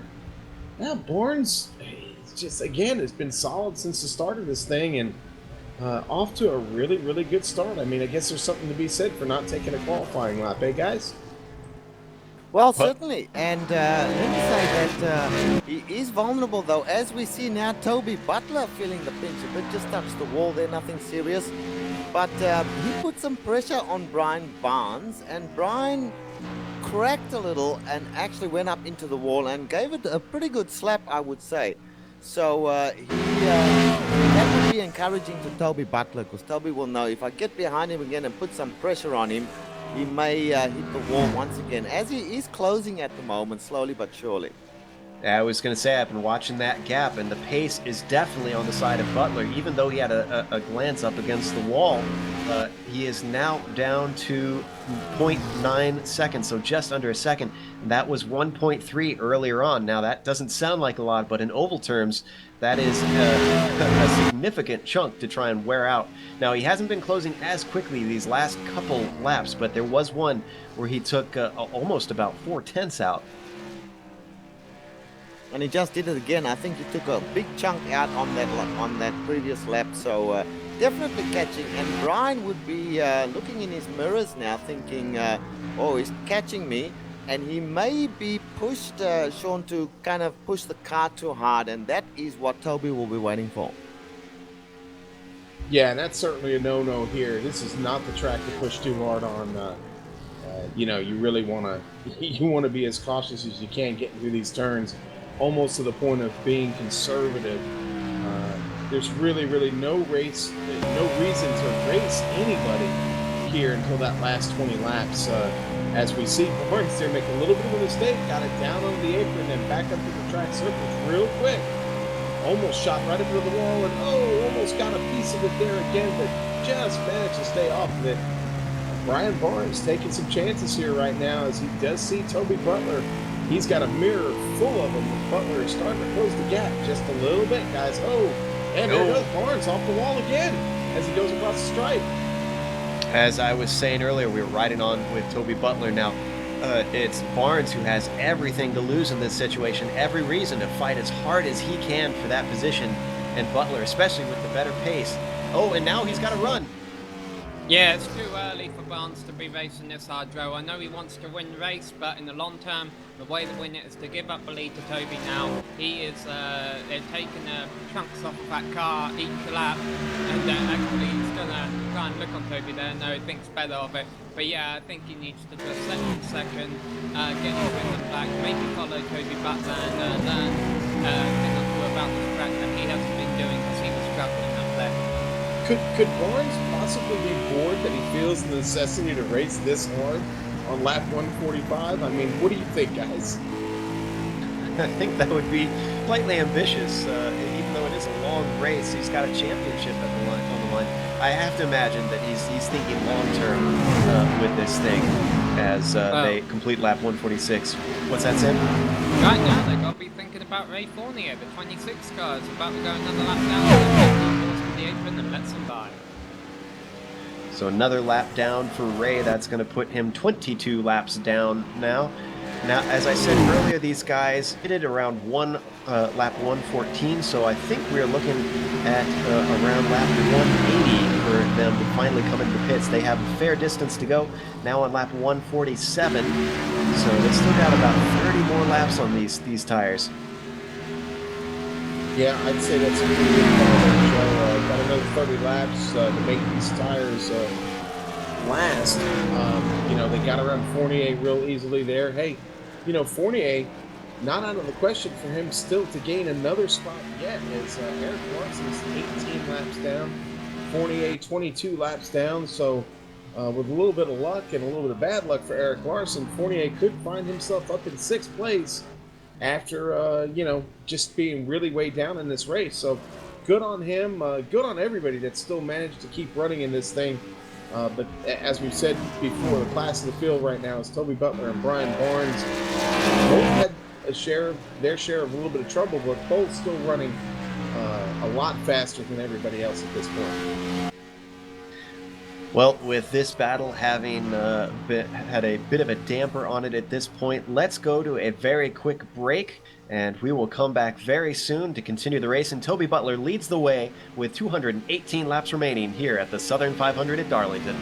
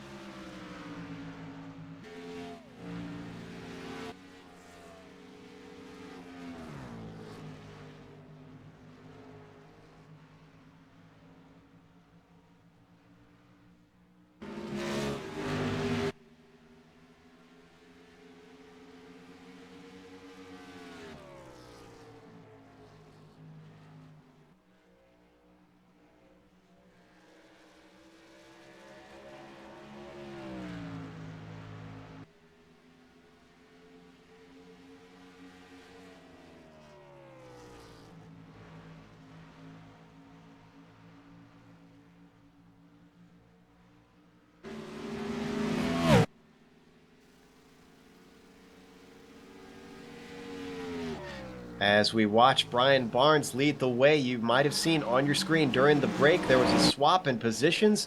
First place now goes to Barnes. Toby Butler lagging behind mysteriously. At first we thought that he had just handed him the position, but now he is 2 seconds adrift, Sam. We're kind of wondering if he's accrued some damage. Yeah, I don't know what's going, but Barnes has given all he can give so that his banner will advance. Some will fall and some will live, but he is standing up and taking his chance. Do you hear his entrance in? It is the song of an angry man. It is the music of a person who will not finish in a second again, and Brian Barnes is doing everything he can here to win at Darlington Speedway. Les Miserables. I was wondering why I couldn't recognize that one. I have to admit, I'm not up on my musicals, Sam. So Toby Butler, not at full song, unfortunately, at the moment. The number 08 slipping further down, now 2.3 seconds adrift. So his pace is definitely struggling. The good news for him, Sean, is that they are getting close to that pit window. But he's out of his free repairs. Yeah, he is out of free repairs, and he is wearing the stripe. The old Darlington stripe down the side of that car Toby Butler's got, and so he does have a little damage. He is fighting a little bit of aero on that car, and that is a handful at this track. Not fun to be aero challenged here, as it's tough enough when your car is in perfect working condition. And right now, he hits the wall again. Up and into the wall in 3 and 4. We saw it on screen with Toby Butler. So not only is he slowing down on pace, but he's struggling to keep the car together here. I'm starting to think now he's in the position that we said for Eric Larson before. He needs to come in and get that car fixed, and soon. I agree, Joe. I think that that's the best thing he can do right now. He's very close to the pit window. I think he's trying to eke out those extra few laps, but the car is handling like the proverbial dog, and he should just come in, I believe. Well, the thing is, as long as he can keep all four wheels pointing in the right direction, he has 2 laps over the next car for position, Matthew Rogers. So if he can keep it running in the lead lap, might as well stay out. It's a fair point.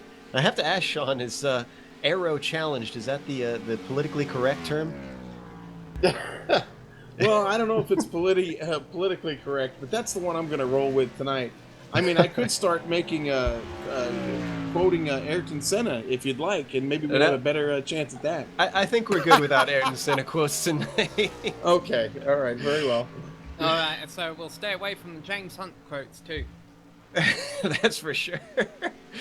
But yeah, as we can see, there's a... Hey! Chris Beck is coming out on track, and if he does 5 laps, he will get 11th position from Joshua Gardner. We were having some debate during the break what was going on with Chris Beck, because he was showing up in our timing and scoring, and he is now out on track. He is doing admin duties. This isn't unusual that an administrator is going to decide to come out on track. Is he going to take some action personally out here, maybe? Okay, you know what? I'm going back in the chat. I saw something earlier. He did, before the race starts, say, AFK until the race starts. We'll miss the start, but we'll return.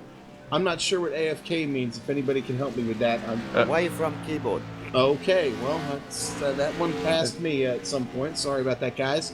So he was away and decided to come back, and now he's got a chance to get a top 10 finish here as William Fletcher, and well, I mean, he could actually 9th as well. No, he could take everyone who is out of a race because we still have over half the race to go. So everyone who is out of race, he could get by. He could finish 8th place right now. That's and right. He's got a clean car too. And he's only had 1 pit stop. I would say get with the times and the young language, Sean, but I think Richard's got you by a few years, so that's no excuse at this point. Yeah, like I said, I think that one just slipped by me at some point, and that wasn't in my vernacular. Sorry. Well, enough with the lessons on internet speak. Right now, we still have Brian Barnes up in the lead and continues to pull that gap, and Toby Butler is in the pits. Yes, Toby Butler is coming in for his pit stop. He's right on time, lap number 171. We calculated around 169 would be the pit window would open. He has done 171 laps, coming in now good move from Toby Butler. He will take new tires. He'll take a top up of fuel. He might get some repairs done as well and be back out there, possibly fighting for the lead once again. Stephen Paulison in too, and he actually almost spun on pit entry, but kept it going. So Brian Barnes continues on. Now, the last thing that Toby wants at this point is a caution to come out now, because he has gone a lap down. So that's going to put him, back on the lap of Barnes, since he should get the lap back, but not in the position that he wants to be. We'll see how things play out as if he gets that damage repaired. And actually, he's back on the track already. Now, did he stay in for repairs? I completely missed his stop. Well, I was watching. There were no repairs done. Fuel probably and tires, and he's back out there. Fresh tires is the most important thing. I think he's good to go. Yeah, and Richard just said it. Fresh tyres is the most important thing. Brian Barnes cannot run more than a few laps, and as a matter of fact, he's coming in now because Toby Butler is going to be putting on much of it faster. And Brian Barnes has missed the commitment cone. Yeah, he's missed pit road, so he's going to lose lead here. That is definitely going to be more than 3 seconds that he is going to lose. He's definitely got to get it right next time. I hope that he didn't stretch the fuel too far. Well, that was a costly mistake. Very costly mistake, because Brian Barnes, that'll give Brian Barnes the lead back in this race. Toby Butler actually will retain the lead. Yeah, I'm sorry. It's okay. So as he comes around, Barnes, where is he? Now he is making very sure that he gets it as he slows way down, gets the car turned, almost spins it, and gets it turned into the pit entry for sure this time, is now on pit road. Toby Butler coming around turn 4 before Barnes is even to his stall. This is going to be a huge gap. Yeah, I'm not sure if Brian Barnes tweets, but if he does, he's going to have some words for the orange cone, because he's not too happy about him sitting out there. But yeah, Toby Butler will have a huge lead over Brian Barnes. However, I think Brian will come back out on the lead lap, which ultimately will be what he needs to do, because I'm sure we're going to have another caution during this race. And if he gets a caution and stays on the lead lap, he'll be able to catch up with Toby Butler again. He is still getting his tires. Now he's down and off. Yeah, and Brian did take repair on that machine there. As I see, he's got a clean car coming out, so he did take a little bit of repair on that thing. As I see, one of his co-sponsors is Titleist, and I'm wondering right now if he'd rather be driving a Titleist than that race car he's got out there. That was a pretty sloppy entrance to the pit. Well, the good news in that, since he had a free repair left, is that Brian is going to have a much better handling car than Toby Butler potentially here, since we saw Toby struggling with a few brushes from the wall earlier on. And speaking of tweets, if you have Twitter, send us a tweet during the broadcast. We will try to answer it. You can catch us at GSR Channel, and we will try to keep an eye on that. We've still got a lot of laps left in this 500-mile race. In fact, 190 of them. So stick around and interact with us in the booth. We'll have a good time for the rest of this thing. And maybe Kevin will do a dance for us. Not likely. However, let me tell you that Brian Barnes, in that exchange between the pit stops, lost a full 8 seconds from being a lap ahead to losing 8 seconds. Sean, absolutely correct. Pretty sloppy stuff. Yeah, that's certainly regrettable. But you know, as we close in on the halfway point of this race, out here rounding lap 178 around this track, coming on 179, there's still plenty of time for both of these guys. These guys sitting 2 laps down, Rogers, Paulison, Wayne Hutchinson 5 laps down. They've got a lot of work to do to try and get back on the lead lap. In fact, it could be an impossible task at this point with the lack of yellow flags, which is good and bad. It's good for us, as we'd like to see green flag racing. It's bad for these guys that have been off pace and managed to lose a few laps. It's going to be really close to impossible for them to get back on the lead lap. Right now, Matthew Rogers seems to be the only one that might have a chance of getting back in the same zip code with Brian Barnes and Toby Butler. It's going to take a couple cautions, that's for sure. And just for what I like to call the Hero Kanaya report, Chris Beck is up to 10th now. So making progress through those back markers that have dropped out. He's got, looks like 20 some odd laps still to get Carl Burke, though, and move into 9th.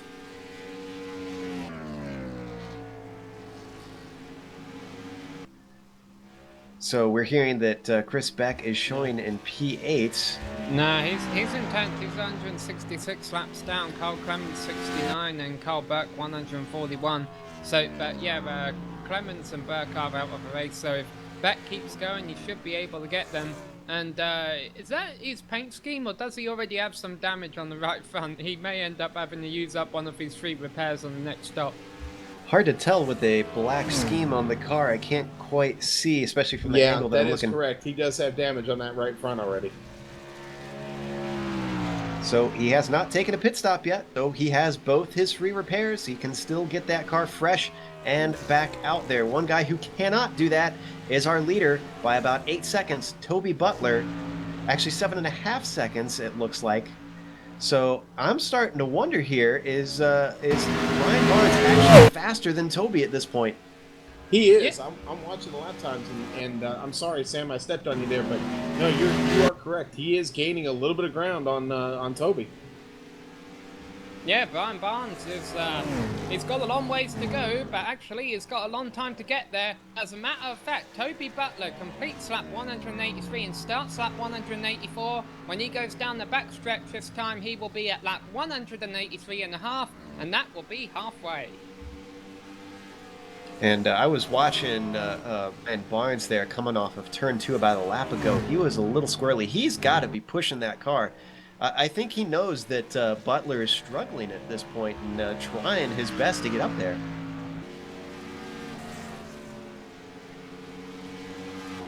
Well, guys, just on the halfway mark, Toby Butler, I've been watching his car and he's driving.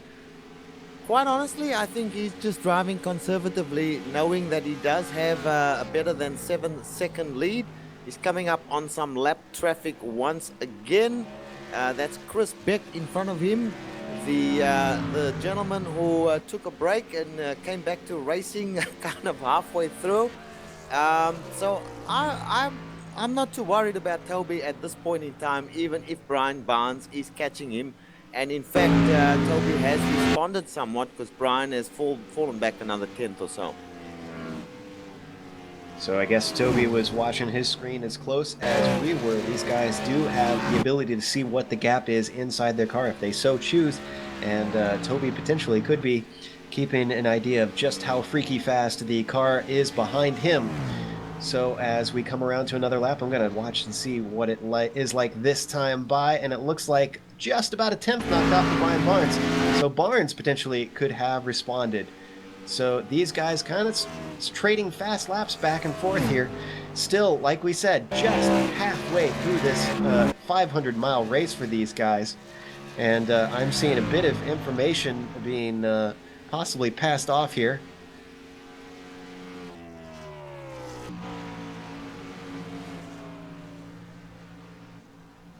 That's a lot of information. Yes, heaps. It'll take us 20 minutes to read that.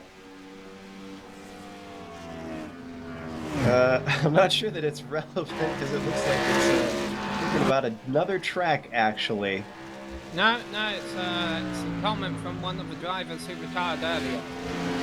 You will have to try and go through that for me because I got to keep an eye on the race and what's going on out here as we complete yet another lap and yet another chunk of time, about 0.3 this time. Brian Barnes running down Toby Butler. So Barnes once again reeling in our leader, and again Toby Butler is our championship leader on the points, sitting at 201 with Brian Barnes at 187. There's about a 14-point gap between these guys. Barnes is going to have a lot of motivation to try and run him down and see what he can do to stay in this championship. Now the question is, I'm trying to remember how Barnes did on the road side of things actually.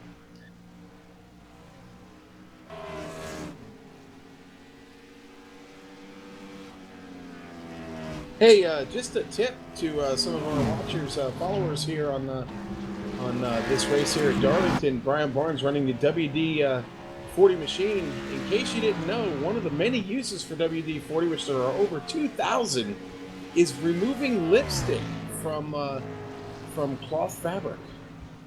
That might come in handy, guys. Did you know that one of the ingredients of lipstick is fish scales? I did not know that. Has to go for random fact of the broadcast. I was gonna say, Shauna, I hope that you haven't had to use that one for any particular nefarious uses along the line. I'm just giving good information, no comment. Okay. So Toby Butler now has only a 6.9 second gap. I think, judging by the, if we were to graph this out, I think Brian Barnes is pretty consistently eating away at that lead. That pace looks pretty consistent. Yeah, I've got to agree with you, Joe. I'm sorry, I got lost for a second there because I was just thinking of our director Kevin Brown with fish scales on his lips. But yeah. Sorry, we had a technical issue there. Let's see if we can bring Sam back. You with us? Yeah, but I'm gonna say you're right. Brian Barnes is taking a few tenths out of Toby Butler a lap. All right. Yeah. Well, this is a long race, guys. It is a long race. Yes, sir. And we've seen drivers make mistakes out of the blue. You know, we said it earlier on. You cannot let your focus go anywhere but the track throughout this race. And all it takes for Barnes to lose that ground is to just, you know, let a lapped car or just a lack of focus lose him that little bit, those few inches, and run up into the wall, as now he puts Wayne Hutchinson yet another lap down. Yeah, but Brian's starting to get some of that time back. He's only about a 6 1/3 seconds off of Toby Butler, so he is getting a little bit back. You know, we've talked about it several times during this race. It's so incredibly tough to focus for 360 laps, and right now, if you're Brian Barnes, you just got to hope that you can be more focused than Toby Butler to the end of this race. Well, there are two things going on here. One, Brian Barnes pitted later than Toby Butler, so he actually has newer tyres than Toby right now. Two, we saw in the last run that Brian Barnes ended up being quicker in the long run, so he might have a better long run setup. So maybe Brian wants to see this race go as green as possible. Could certainly play into his hands. Now down to 6.2, one more tenth off of there. Not as fast as before, but still reeling in the black and white number 08 there. Well, you know, guys, just been doing some math here with my calculator. These guys still have at least 2 pit stops to go, so the next pit stop window will open around lap 230, 235. By that time, they will still have better than 120 laps to go.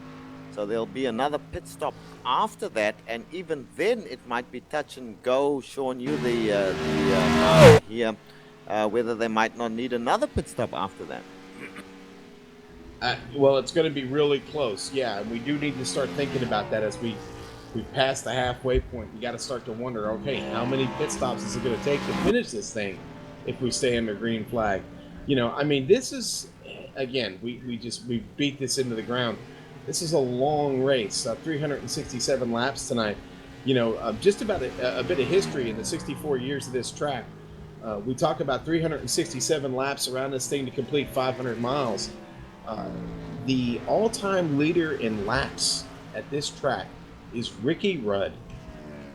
With Ricky Rudd completed 17,582 laps around this track. Guys, I dare you to find somebody else who's done more laps at one track than that. I mean, that's just amazing. Yeah, and let's not forget, I don't think it was Darlington he did that, but what I best remember Ricky Rudd for is the race where he actually had to take his eyes open because of an injury that he had sustained at Daytona a couple of weeks before. I'll tell you what, this race is going on long enough, some of these drivers might want to take their eyes open watching the computer screen for 4 hours on end. Well, some of the commentators might want to tape their eyes open as well. I was going to 10 say, for that. we might have a bit of Clockwork Orange in here just to make it through this thing. Oh, Well, But- we can say, guys, that Brian Barnes is definitely catching from 7 seconds down to 5.3. So he's Whoa. caught up Wow. 1.3 seconds. that lap. Wow, there must have been trouble for Butler somewhere along the way, because that is a gigantic chunk of time that he just lost. In fact, if we could get a wide shot on the screen, I would think that they're starting to get close enough. You could maybe see them from a blimp shot together. But something. Two lap cars in front of him. Hopefully they'll get out the way for him. But that is a little bit of a buffer that Butler has between them right now. Looks Yeah, like I'm going back to have a look. Sorry, Joe. I'm going back to have a look and see what happened to Toby Butler, why he lost the whole second there. Not seeing anything. I've gone back a couple of laps. well, he had to get around Matthew Rogers, and that slowed him up a little bit. It kind of got him down to the apron, and when he got back up on the surface, car was really, really loose. And then he got real close to the wall, but not close enough to touch it. But getting loose and having to get off the pedal there a little bit to get around that 82 machine of Matthew Rogers really slowed him down a bit. 1.3 seconds though. That's a lot of time. well, if your momentum is ruined, it could play a big part, especially in a track that requires you to hit your marks. And we did see from that blimp view, wasn't quite close enough, but he's continuing to reel him in. It was down to 4 seconds last time by. Now it is down to 3.9, so his progress has slowed. As you said, he's got those lap cars. Steve Paulison, first one up that he's got to get by in the red and white number 58.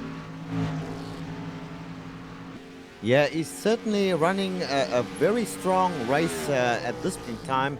Definitely looking the goods is Brian Barnes, but we still have a whole heap of laps to go, 163.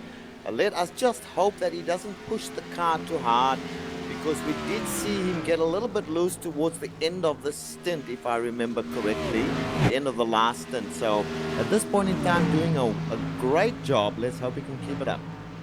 And also hope that he can make a good pit entry next time by. I mean, it's just about, it's not taking the entire stint, it looks like, but just about taking him the entire time just to make up for that time lost.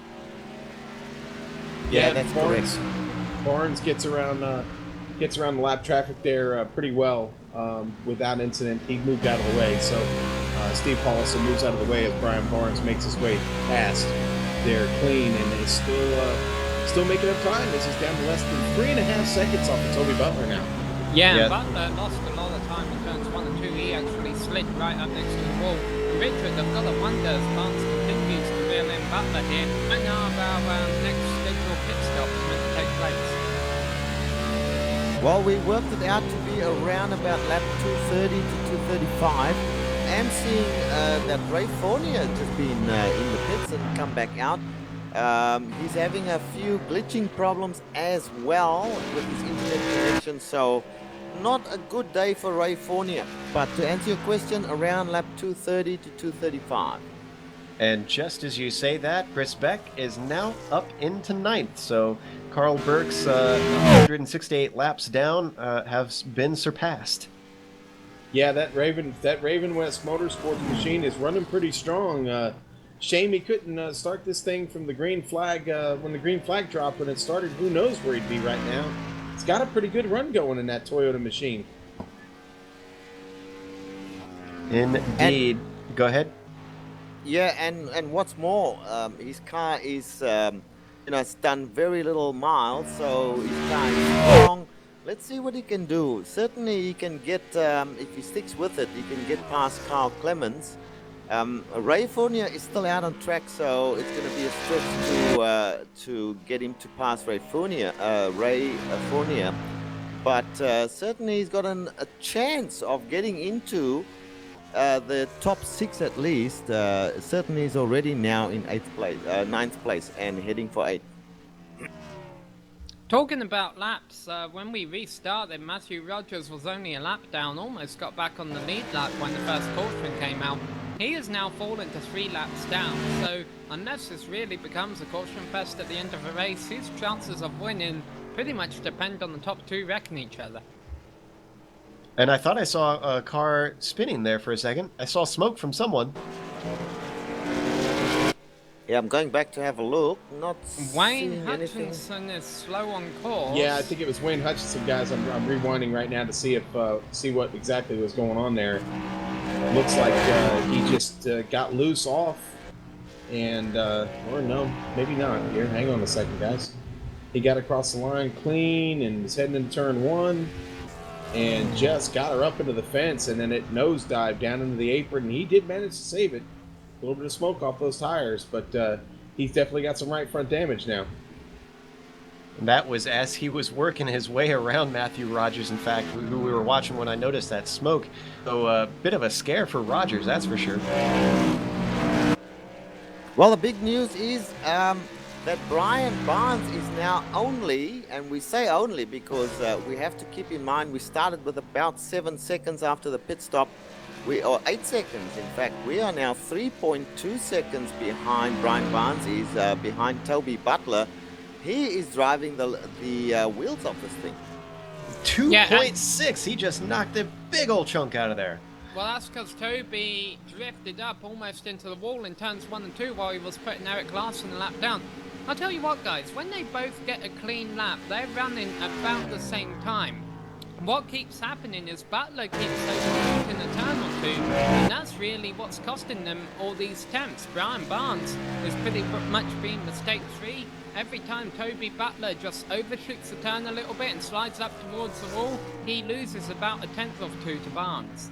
Hey, he's doing it right now. I'm seeing exactly what you're talking about right now as I'm following Toby, and he's having a little bit of trouble. Maybe, we're getting a little long in the race here. He might be starting to lose a little bit of focus in this thing.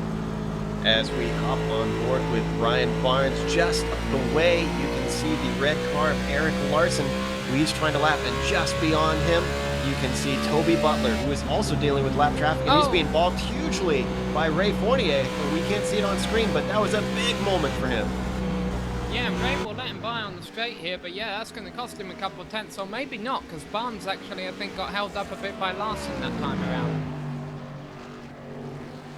Just a small hold up there, but Brian Barnes, I have to say, he has now got Toby Butler inside. There's a car in between them right now, which is Ray Fournier, but that's not going to be a problem. With just over 2 seconds, he has got him inside. There's still heaps of laps to go. Where are they now? 216. So we are looking at another 15 or so laps before they will be thinking about pitting again. At this point in time, for him to be right up next to Toby Butler is a really good thing for him, because when the next round of pit stops come in, provided he does a better job of getting into his pit stall, he could be right up with Toby and we'll have a race. Our director pointing out to us that Brian Barnes has participated in the Baja 1000 before, so his endurance experience is probably paying off tonight. And not only that, he does actually hold the fastest lap in this race. He has done the fastest lap, not by much over Toby, but certainly has done a faster lap. And if he's consistently doing faster laps as he is at the moment, it looks like actually Joe Toby is responding a little bit. It looks like Toby's up the pace now.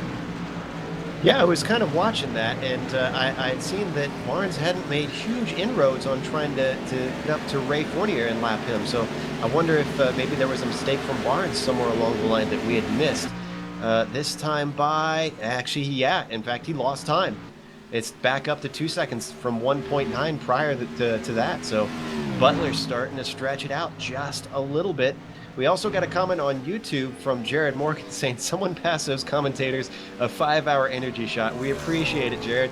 I wish you could mail it to us, but I think it'd be a little bit late on that. Well, guys, I can tell you, Brian Barnes has not made any mistakes. Just kept his rhythm going. But I do believe Toby has now realized, hang on, the next 15 laps or so, I need to stay ahead of this guy behind me. and get into those pits ahead of him and out ahead of him, because I can't afford to have him try and race me at this stage. We saw what happened when that happened late in the last stint. I see that our director may have stepped away for a moment. Anybody want to take any pot shots regarding the dress? Well, meanwhile... I heard that it actually cost a couple $1,000, but he was just so desperate that he actually sold his couch and a wardrobe and a couple other furnishings just to get it. I'm amazed that you got through that sentence without being cut off, actually. So now the gap is up to 2.3. You're right, Toby Butler is in fact responding. I'm wondering if maybe there's some lapped cars between Barnes and Butler, and he was not aware that the gap was being run down. 2.5 this time by Toby Butler turns on the afterburners late in the race. We're not even at the end yet, actually, with still 145 to go, but he is responding and then some. Yeah. I think this is the Toby. Oh, he's off the wall. Toby's off the wall. He slipped up there, guys. I was gonna say that I was wondering if it was just because he had stopped overshooting his turns, but he kind of shut me down right there, Sean.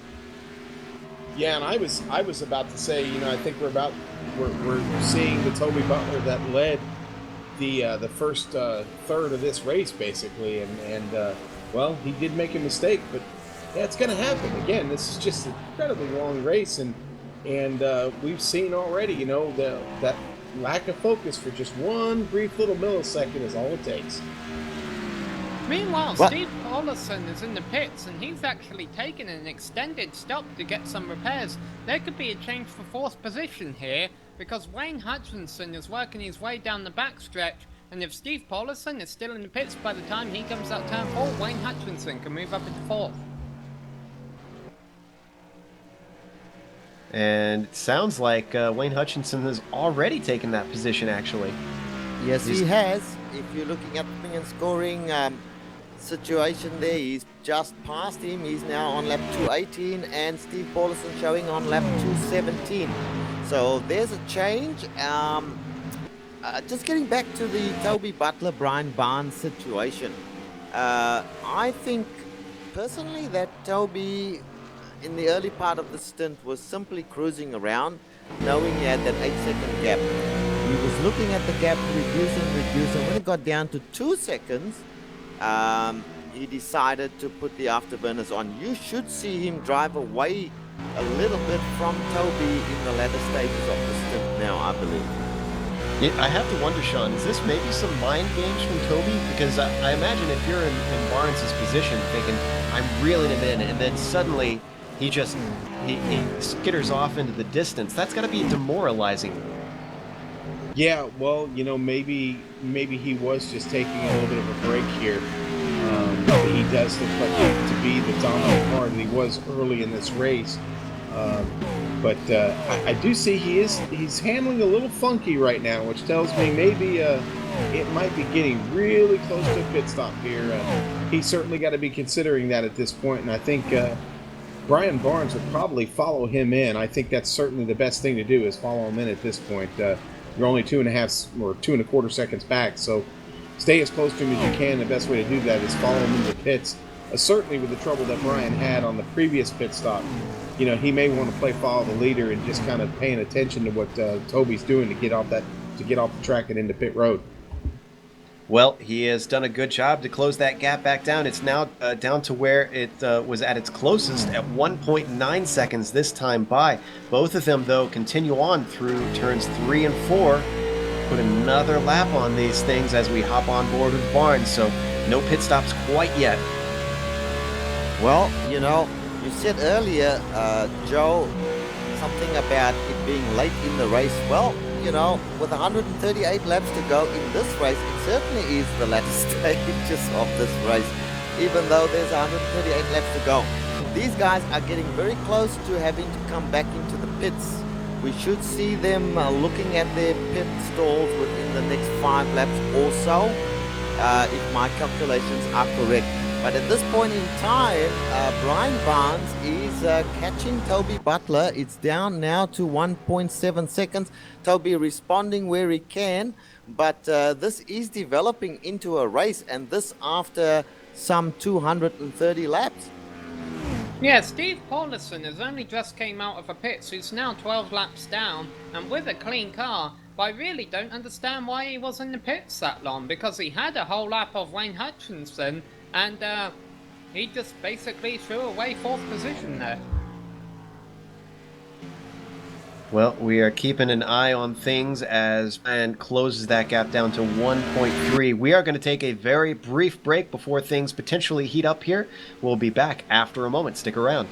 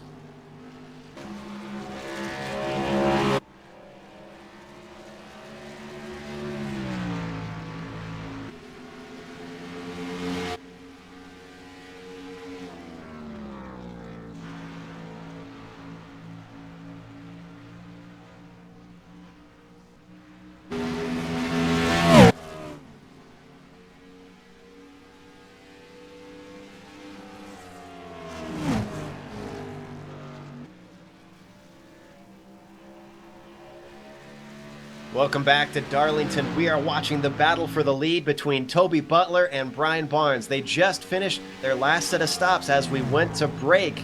There wasn't much change there, but Toby Butler was up into the wall briefly. That has allowed Brian Barnes to close right up on back of him. Now it is under half a second between them, and Butler looks to be struggling after that brush, Sean. Yeah, he's having trouble finding a handle on it right now.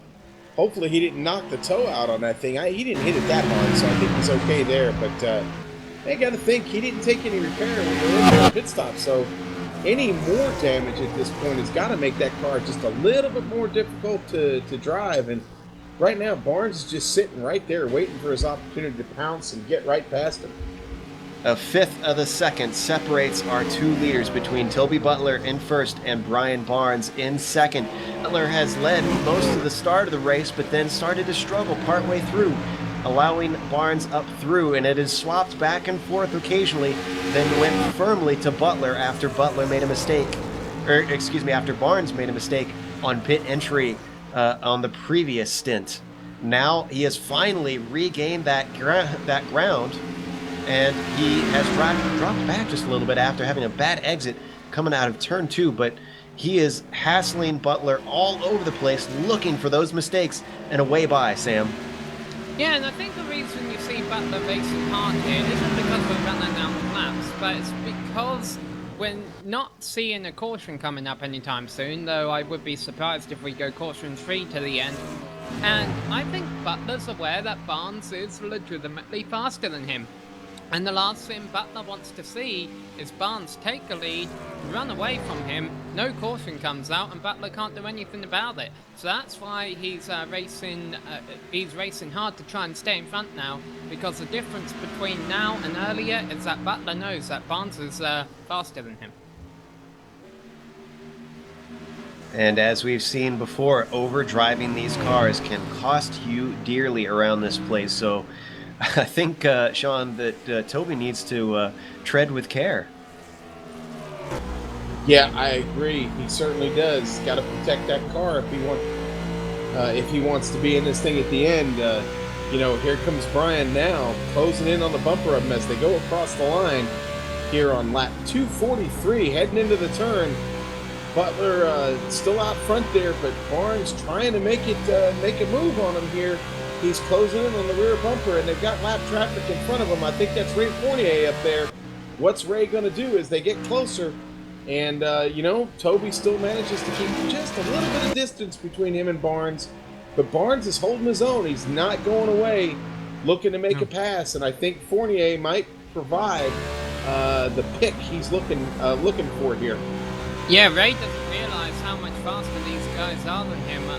I don't think, because I think he really needs to drop to the apron and let him by now. There he goes. So he did realize it, but still it doesn't matter anyway, because Barnes took a look at Butler, but nothing happening. But Butler does overshoot turns 3 and 4. At least he drove it in deeper than Barnes did. But actually, that enables him to pull away a little bit.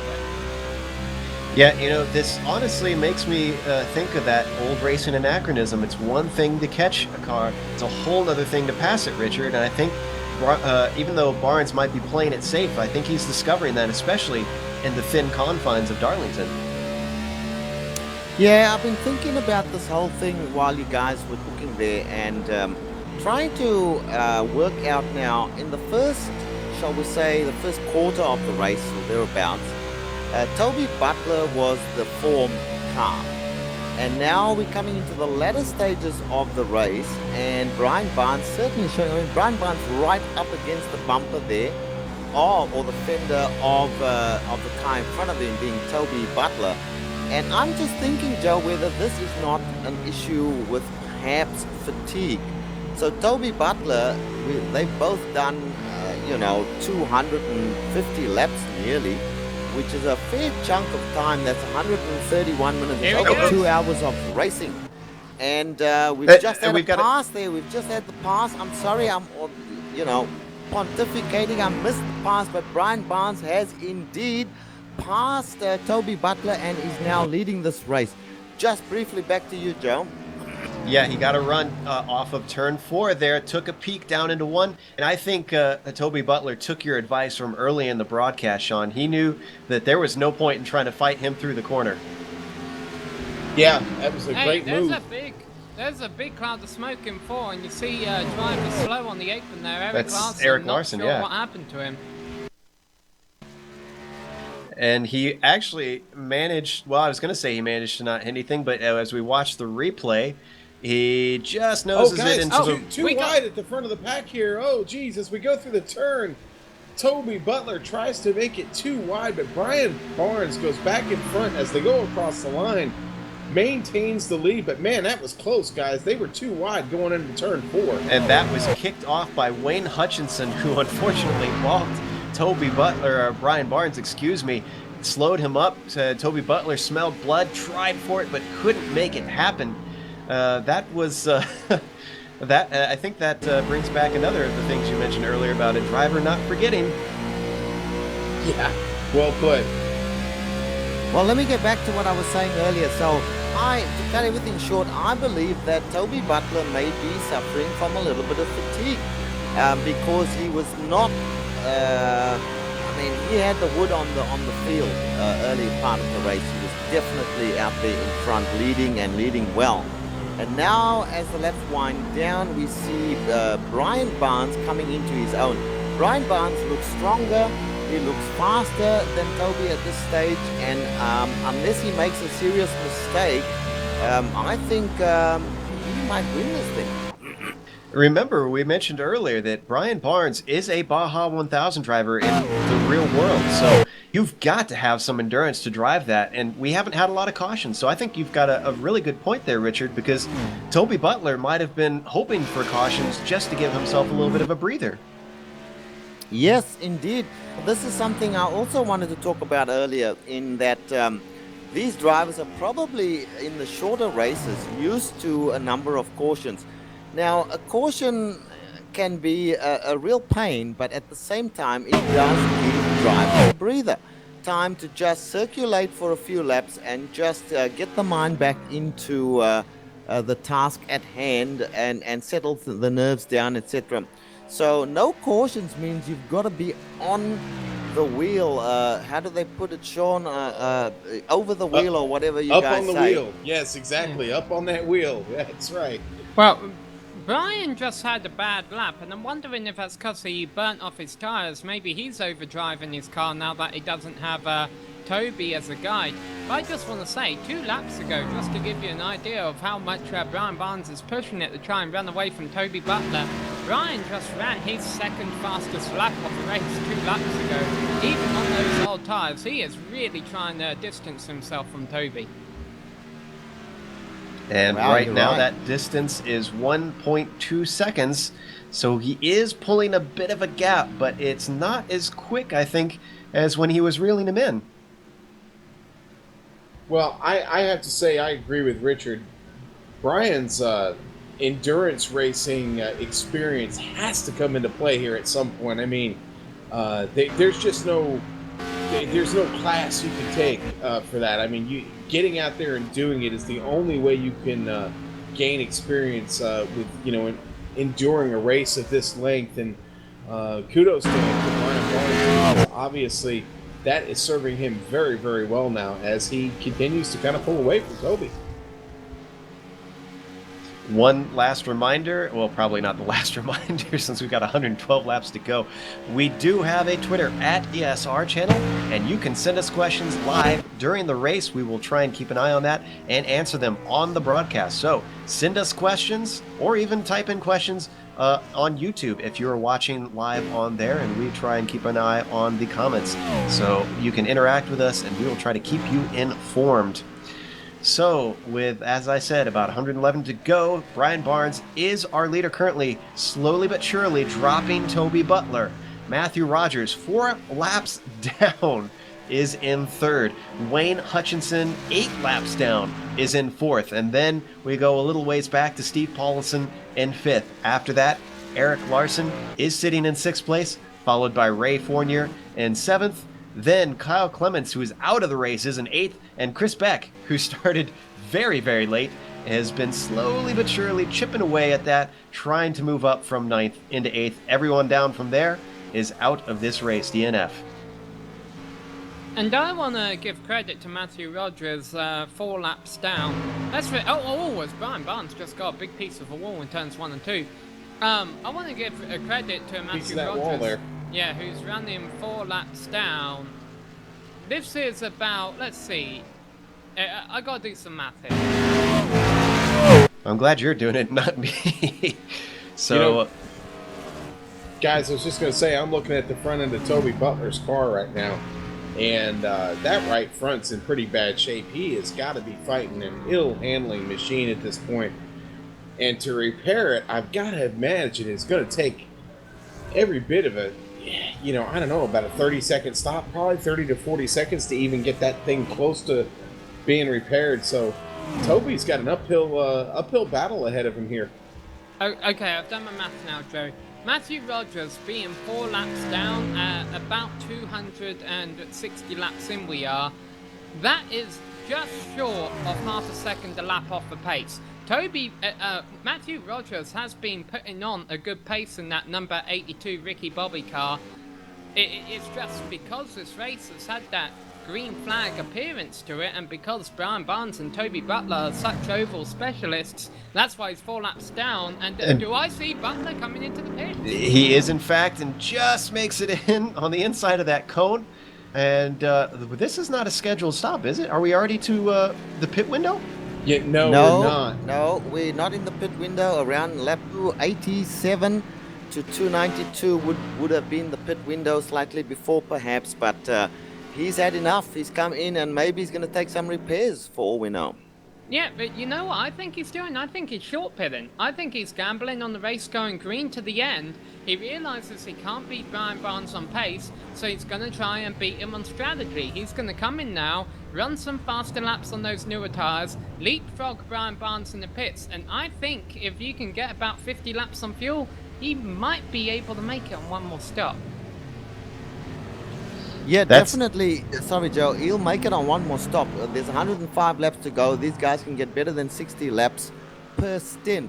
So he's only got one more stint to go. And even if he had waited till the pit window was at its last gasp, so to speak, he would still need to have done another pit stop. So I think you're right, Sam. I think this is a strategy. Yeah, guys, I agree. Might have been his best chance to get some space back, get some ground back on Brian Barnes. Didn't take any repair on that right front, but I think the fresh tires might make all the difference in the world, as we have seen Butler be pretty dominant in this race in the earlier stages. I think he's got a handle on it. He just needs to keep the car off the wall at this point. Well, and here's the thing. Worst case scenario, the caution comes out. Well, Toby Butler stays out on track. He's only 1 lap down. He gets a wave around, starts racing Brian Barnes again. We did have a question about what happened to Carl Burke, who is DNF'd in 10th, and he did actually pull off track early in the race. We weren't entirely sure what caused him to do that. Could have just decided that maybe 500 miles around Darlington was not his thing.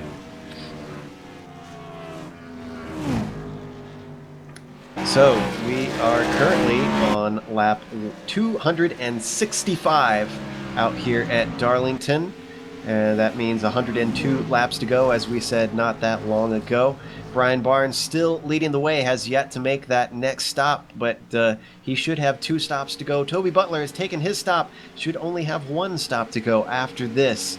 And we have seen only 1 caution in all of these laps so far. That is, even with as few cars as we've had, that's rather impressive, I have to say, guys. Yeah, it is. And, you know, I've done full-length NASCAR races before, not on iRacing, but on other games and simulators. And I've got to say, when you hit that 100 laps to go mark, that's when the fatigue begins to wear away a little bit. Yes, maybe you're physically fatigued and mentally fatigued, but it's when you can begin to see the end of a race. The countdown begins from 100. Over to you, Sean. Yeah, that's a really good point, Sam.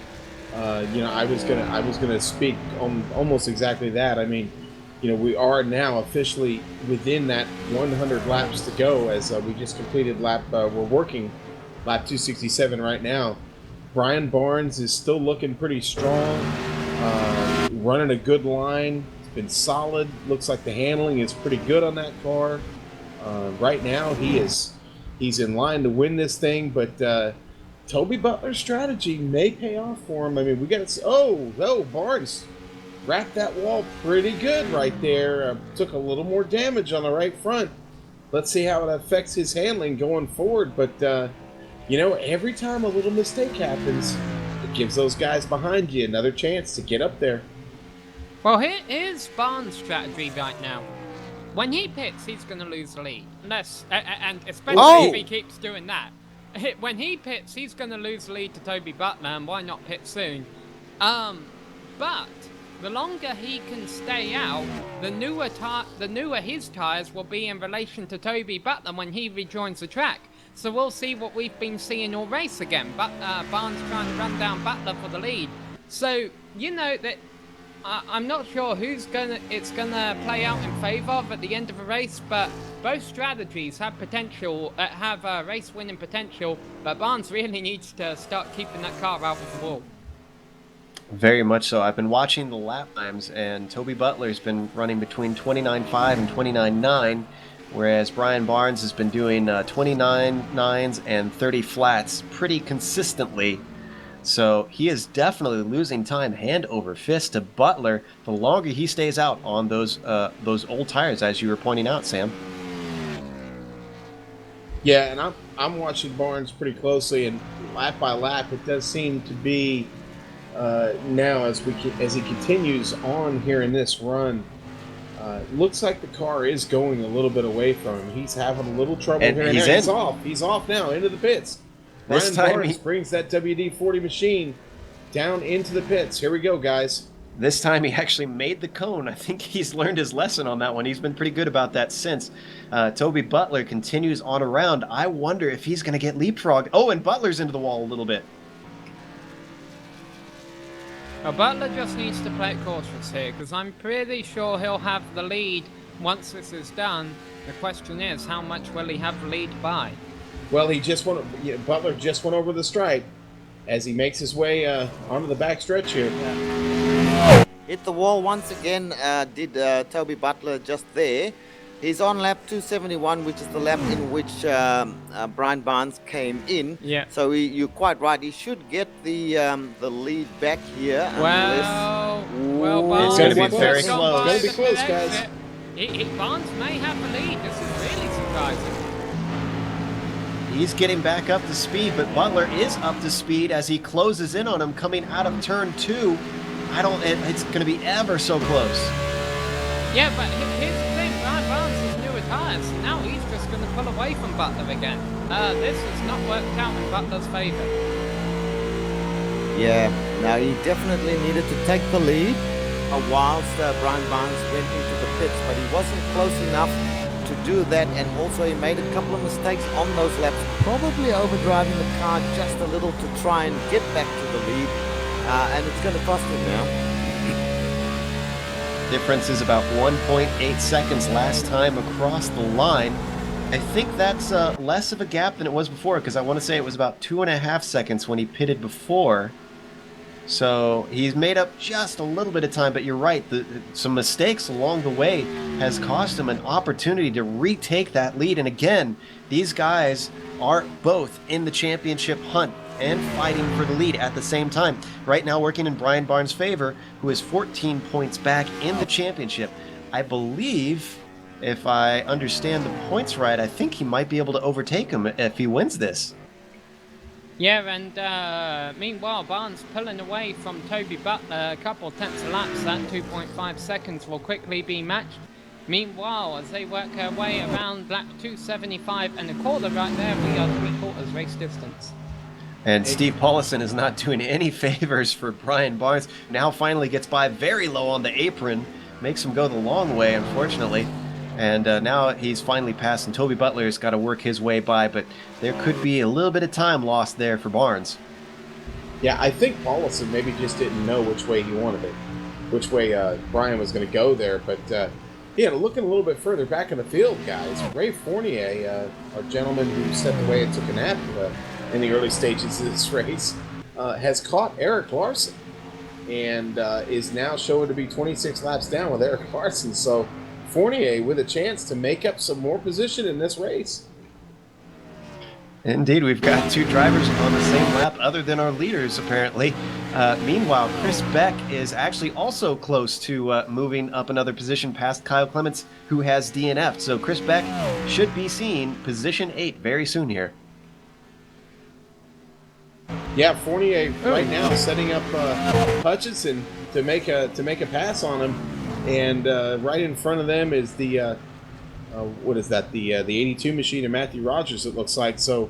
Some pretty good racing right there in the field. If further back in the field, even though these guys and Hutchinson makes a quick move to the inside. Looks like he's off the track. I don't know sure what he's doing there. I think he's going in for a pit stop. Pit stop? Yeah. Okay. There we go. Yep. Yeah, these lap cars off sequence a little bit. Well, actually, this would be when the scheduled stops were meant to take place. Remember, Barnes and Butler short pitted, and Barnes on those newer tyres, he's got a long green flag run ahead of him. He just got the wall out of turn 2 pretty good a couple of laps ago. He's got to be careful about that because really he is with the race winning strategy right now. But if he knocks the wall down too much and damages that car, that could be what Toby Butler's biggest shot for the win. I think the only person who can beat Brian Barnes is himself right now. I have to admit, Sean, a little bit earlier, making me think of cars there a little bit. Just pit stop? Yeah. Yeah. I'm still watching Ray Fournier, who's now got Matthew Rogers in his sights, and he goes around Rogers.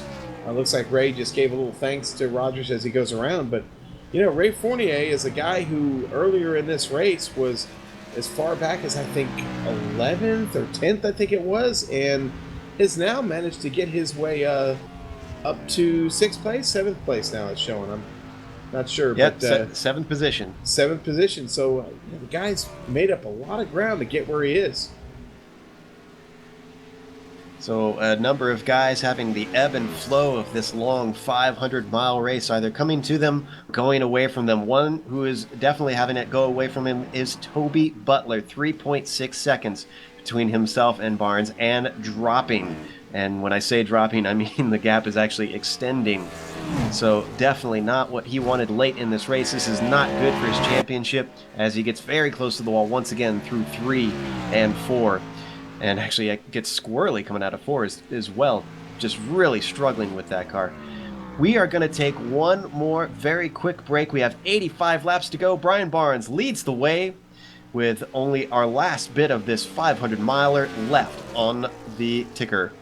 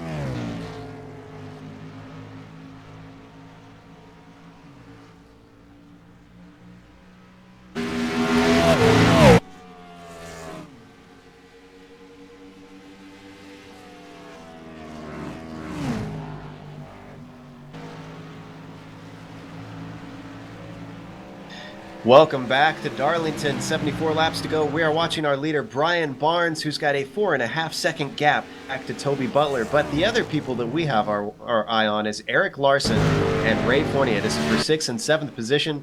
Only 2 other drivers on the track who are actually on the same lap. The pits. And yes, Eric Larson is into the pits, guys. So that's the end of that battle for the moment. Commentator's curse, I suppose.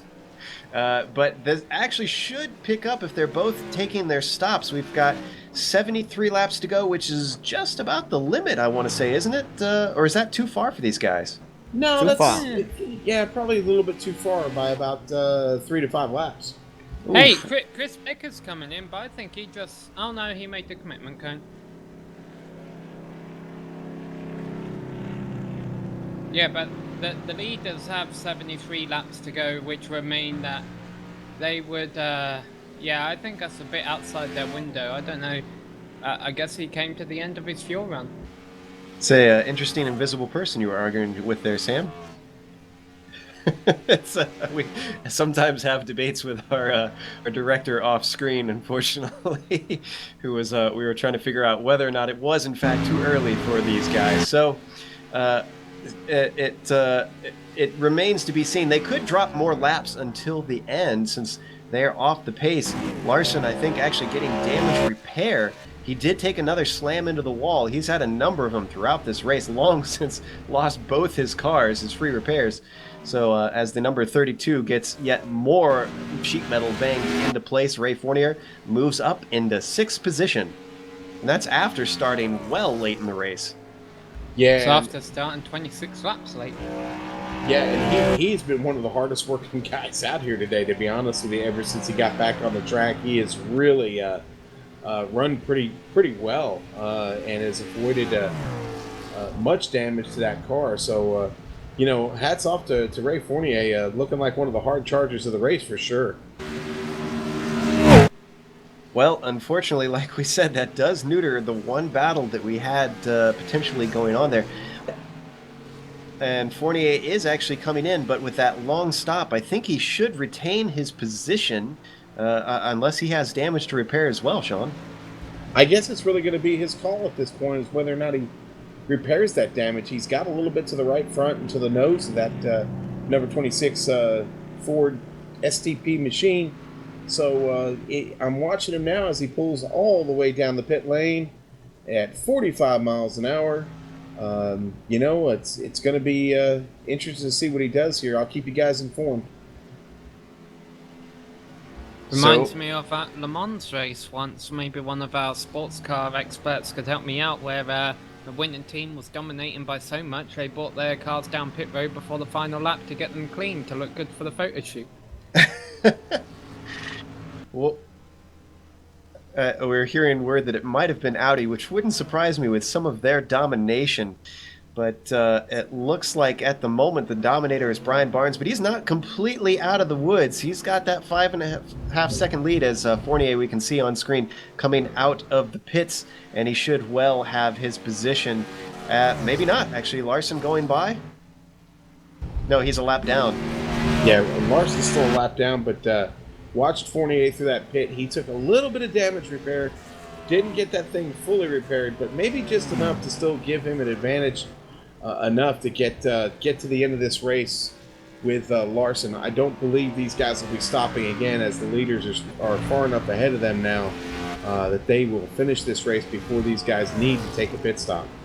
Yeah, well, while we're talking about the leaders, Brian Barnes, he's been in the wall a few times, just did it right there actually, and has beat up that number 4 WD-40 car. But he has still been running lap times. I believe I heard mentioned during the break that he actually was able to run a 28. Yeah, that number 4 WD-40 Chevrolet is absolutely flying right now. And I'll tell you another interesting use for WD-40 is to oil up Kevin's joints before he dances on the racetrack.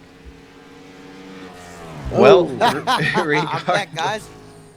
WD-40, many uses. It's the most versatile oil on the market, no doubt about it. But I'm not going to get into slamming our director. I think that's really bad karma, particularly for me. So I will leave that alone. Brian Barnes at the moment, looking strong, but kind of getting a bit loose there, guys. I get the feeling that he's coming to the end of his strength right now, and that the tires are taking their toll, and he's putting some great laps. Let's see if Tony Butler can now Toby, I should say, Toby Butler can respond and start to narrow that gap a bit. Well, he unfortunately hasn't, even with the problems, because Toby Butler is now 6.2 seconds back. I was going to say, if you believe Bill Cosby, I mean, WD-40 is good for making your car go faster, and it certainly seems the case for Brian Barnes. Yes, indeed. But then again, we do have Toby Butler. He has a writing on his car that says freaky fast. And there's no doubt that both these guys, Brian Barnes and Toby Butler, have showcased their strengths here today. And it's no surprise that they are, in fact, 1 and 2 in the championship. Yeah, I have to ask you, are you guys more of a Jimmy John's sort of guy or Subway? I like the Jimmy John's. Big fan of the Jimmy John's sub. Give me the Vito any day. I'm a Quiznos guy. I don't have any allegiancy, but just every time I've gone to Quiznos, they've given me a good sub. And I'll tell you what, about Matthew Rogers with that Cougar on his number 82 car, maybe he should have a cheat on the front of it. Yeah, I mean, he's still going to get a third place, a podium finish here, and that's going to give him a decent points haul. He's not in the championship run at this point. I actually don't know where he is in the championship off the top of my head. See if we can send somebody to figure out where he's sitting at the moment. But still, showing up here and grabbing third, especially in a long and grueling race where he's had nobody to race almost this entire time. He's done a good job of keeping his focus and keeping the car, between the... we got word that something's wrong with Butler. He's down on the apron. Oh, he's lost guys. it. He just hit the wall pretty hard and turned across the front stretch there. That was simply trying to accelerate, it looks like, as he was on the apron. You're looking at the replay, and you can see coming up to turn 3 here, he just starts to come down. You know what happened? He was trying to make it the pit road, and he did what Barnes did earlier. He missed the commitment cone, killed the orange cone, so he decided, all right, I'll go around. As he's accelerating on the apron, he underestimated the amount of grip and got it in the wall. Good news is he's coming to the pits for a scheduled stop this time round, so he'll be able to get some repairs, but that pretty much takes him out of contention for the win. He might want to sit in the pits for a lap or two maybe, just make sure his car handling good, because Matthew Rogers is still 5 laps behind and he might be able to get out in second still. That car is looking very second-hand at the moment, and I don't know, he might have to take a fair bit of time to get it repaired good enough to get back out there and run decently. Yeah, he's got damage on every corner of that machine now after that little incident there, trying that failed attempt to get on pit road, man. This is not going to be a freaky fast pit stop, unfortunately. Might be time for a Budweiser while I get all the sponsors in on Toby Butler's car there. But Brian Barnes right now looks like he's got this thing locked up, and at this point he's racing himself and the track. So let's see what Brian can do. Our endurance specialist here looks like he might have a shot at a win for this race. Still a little too early to call, but it's looking good, guys. I think a shot at the win is a bit of a conservative way to put it at this point. Brian Barnes, unless he makes a mistake, is looking very solid. Toby Butler, despite not taking repairs previous times, has wisely elected to sit in his pit stall and let them bang away at that car. Meanwhile, Matthew Rogers is continuing to close down on him. Matthew, we thought he was going to get a podium here. He could be looking at second place potentially. 3 laps to go for Matthew to catch Toby Butler. And at kind of 30 seconds a lap, that is not... Oh, out comes Butler. So he didn't wait too long, because he's probably keeping an eye on Matthew Rogers. Now just 2 laps down. Toby still has to come up to speed, but plenty of time to do that with being 2 laps ahead.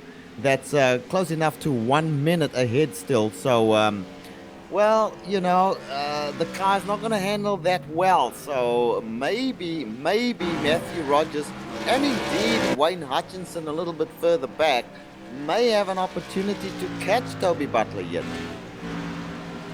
In fact, it looks like it's about 2 laps separating them, just about. So it's not over yet, depending on how well Butler's car is handling. In fact, he's behind him on track at the moment, so we'll get a direct idea if he is up to pace with Rogers. We do have some new comments here on YouTube, including Jared Morgan, who informs us that WD-40 can be used for shell fishing, interestingly. Yeah, no, I like the joke one of our commenters had about a squirrel running across the racetrack. Maybe that's why Toby Butler slid into the wall. His car is painted up like Kevin Harvick's. Kevin Harvick almost hit a squirrel in the NASCAR race last weekend. In fact, that comment is from Dan Rogers, who is apparently Matthew Rogers' father. So hello out there to Dan. Glad to have you watching. I was watching that NASCAR race last night when that happened, and I got to admit, when that squirrel came dancing across the track, that was one of the odder things I think I've ever seen in a NASCAR race. Can't say it's as odd as that the flying orange at the Chicagoland race some years ago. We have also got information that Rogers is 25th in the standings, so if he manages either third or second, he is going to just jump up a number of positions as he slides up the track and scrapes the wall, but comes out light, I think, so he will improve his position with this finish in the championship.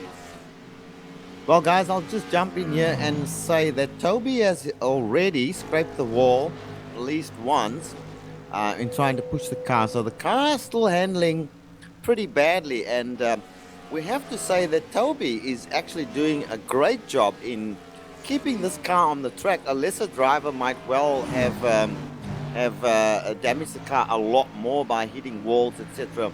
So he's got a bad handling car, and he's still out there. He's still in second place. Good job. And I have to think that this has got to be a record for the course of the year if Brian Barnes wins by 4 laps at this point, potentially, with still 49 laps to go in the race. So he could put more on these guys if he's got the pace. It all depends on how hard he wants to push it. Yeah, you're right about that. I don't know that he stands anything to gain by pushing it any harder than he already is. I mean, he's still running very, very fast laps. He's got this thing locked up. If he just keeps the car clean, hits his mark on his pit stop, that's going to be very, very important. Be interested to see when he takes that at this point. I don't think it really matters. I'd stretch this car as far as I could go.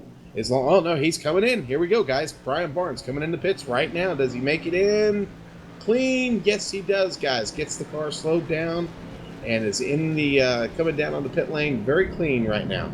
And Toby Butler, as this is happening, hit the wall once again, has been losing a fair bit of time to Matthew Rogers. I don't know if there's enough race left for him to lose those 2 laps to Rogers.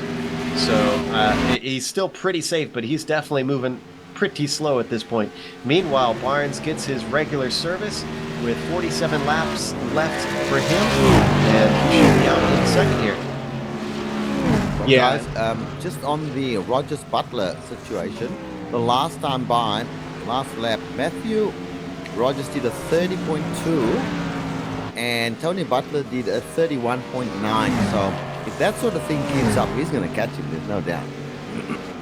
Remember, he's got to put 2 laps on him, though, and that would require, I think, about 60 laps, actually. So I think he's going to run out of time. Just a quick note on Barnes, though. Remember, he did not put a qualifying time in. He started 11th, and he is looking very likely to win this race at this point. So incredible effort to come from the back in a race that has seen only 1 caution. Yeah, 1 caution has got to be a record for all the oval races that certainly I've been involved in broadcasting for GSRC. But this race, despite the fact that there were few entries, has thrown up some really, really interesting racing. 1 caution. I have to say, the number of hours we've sat here and broadcast has gone by really quickly. Yeah, I think we can thank all these very clean drivers we have to say out here. Well, relatively clean, I guess we should say, for allowing us to have such a yellow free race so far. Trying to find wood to knock on, as well as wherever my tongue went, trying to speak properly out here. So we have 45 laps to go for Brian Barnes as he comes around turns 3 and entering 4. He is coming down to the end of this thing. It's been long and grueling for just about everybody out here, but Brian Barnes, the one who has come off ahead, and for once we're seeing Toby Butler being more mistake prone and throwing away a potential win after looking very strong, Sean, in the early stages. Yeah, I mean, if you're Toby Butler, you've got to be certainly satisfied that you're still running in this race, but incredibly disappointed that you dominated the early stages of this race, and to wind up in second place has got to be just a bitter pill to swallow. Like I said, I mean, he just dominated the early stage of this race, and now it looks like he's going to have to settle for Lewis Hamilton's favorite spot on the podium. Ooh, ouch. Ouch. Had to do that. Well, one more reminder that we are on Twitter at GSR Channel. We keep an eye on that. Tweet us if you're watching, send us questions, or if you're on YouTube watching, leave us a question in the comments, and we try to answer them live on air. We've already had some interesting ones, including telling us some uses for WD-40. So, we've got still more of this race yet to go. And we've actually got not a lot of action on track, so this is probably a good moment to take just a quick break. We'll be back soon, hopefully be able to take you right to the end to the checkers.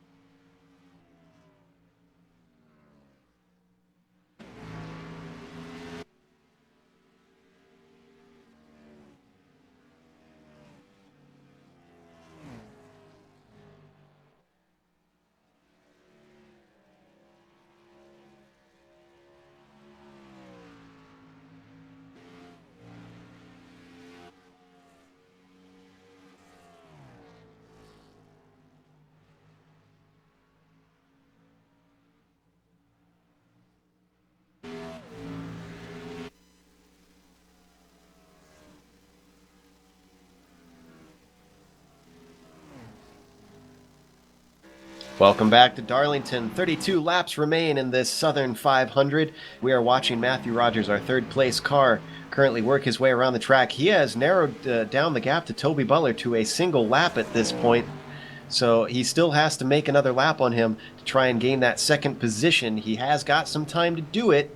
But the question remains, does he have the pace, or is Toby Butler potentially going to be making more mistakes? Our leader, though, you can see just behind him, Brian Barnes in the number 4, that blue and yellow machine, the WD-40 car out there, has been leading for a fair bit of this race, and potentially, honestly, the surprise of this race, starting in 11th, had worked his way up towards the lead, fought with Toby Butler for most of it. We thought it was going to go well to the end, and then some mistakes from Toby dropped his pace and eventually dropped him down the order after a slam into the inside wall when missing the pit entry coming out of turn 4, which you can't throw him under the bus for that, Sean, because even Brian Barnes did that at one point. Oh yeah, I mean, we talked about that before the race started, about how incredibly difficult it is to get on pit road here. I mean, you've really got to commit to it early, get that car slowed down and turned in early. If you don't, you're going to run into the same problem that Barnes and Butler both did, where you miss that commitment cone or just run it flat over. But Brian's run a really solid race today. I've said it several times tonight. He's run a really, really good race, and as he tries to make his way around Matthew Rogers here, Rogers pulls to the inside, gets a little loose when he does, but he's able to keep the car under control, and Barnes makes the pass clean. One more thing about Barnes, he still needs to duck in and take a pit stop. I guess he's going to do it any time. I hope it's soon. Certainly don't want him to run out of fuel. I believe Barnes actually took one a few laps ago.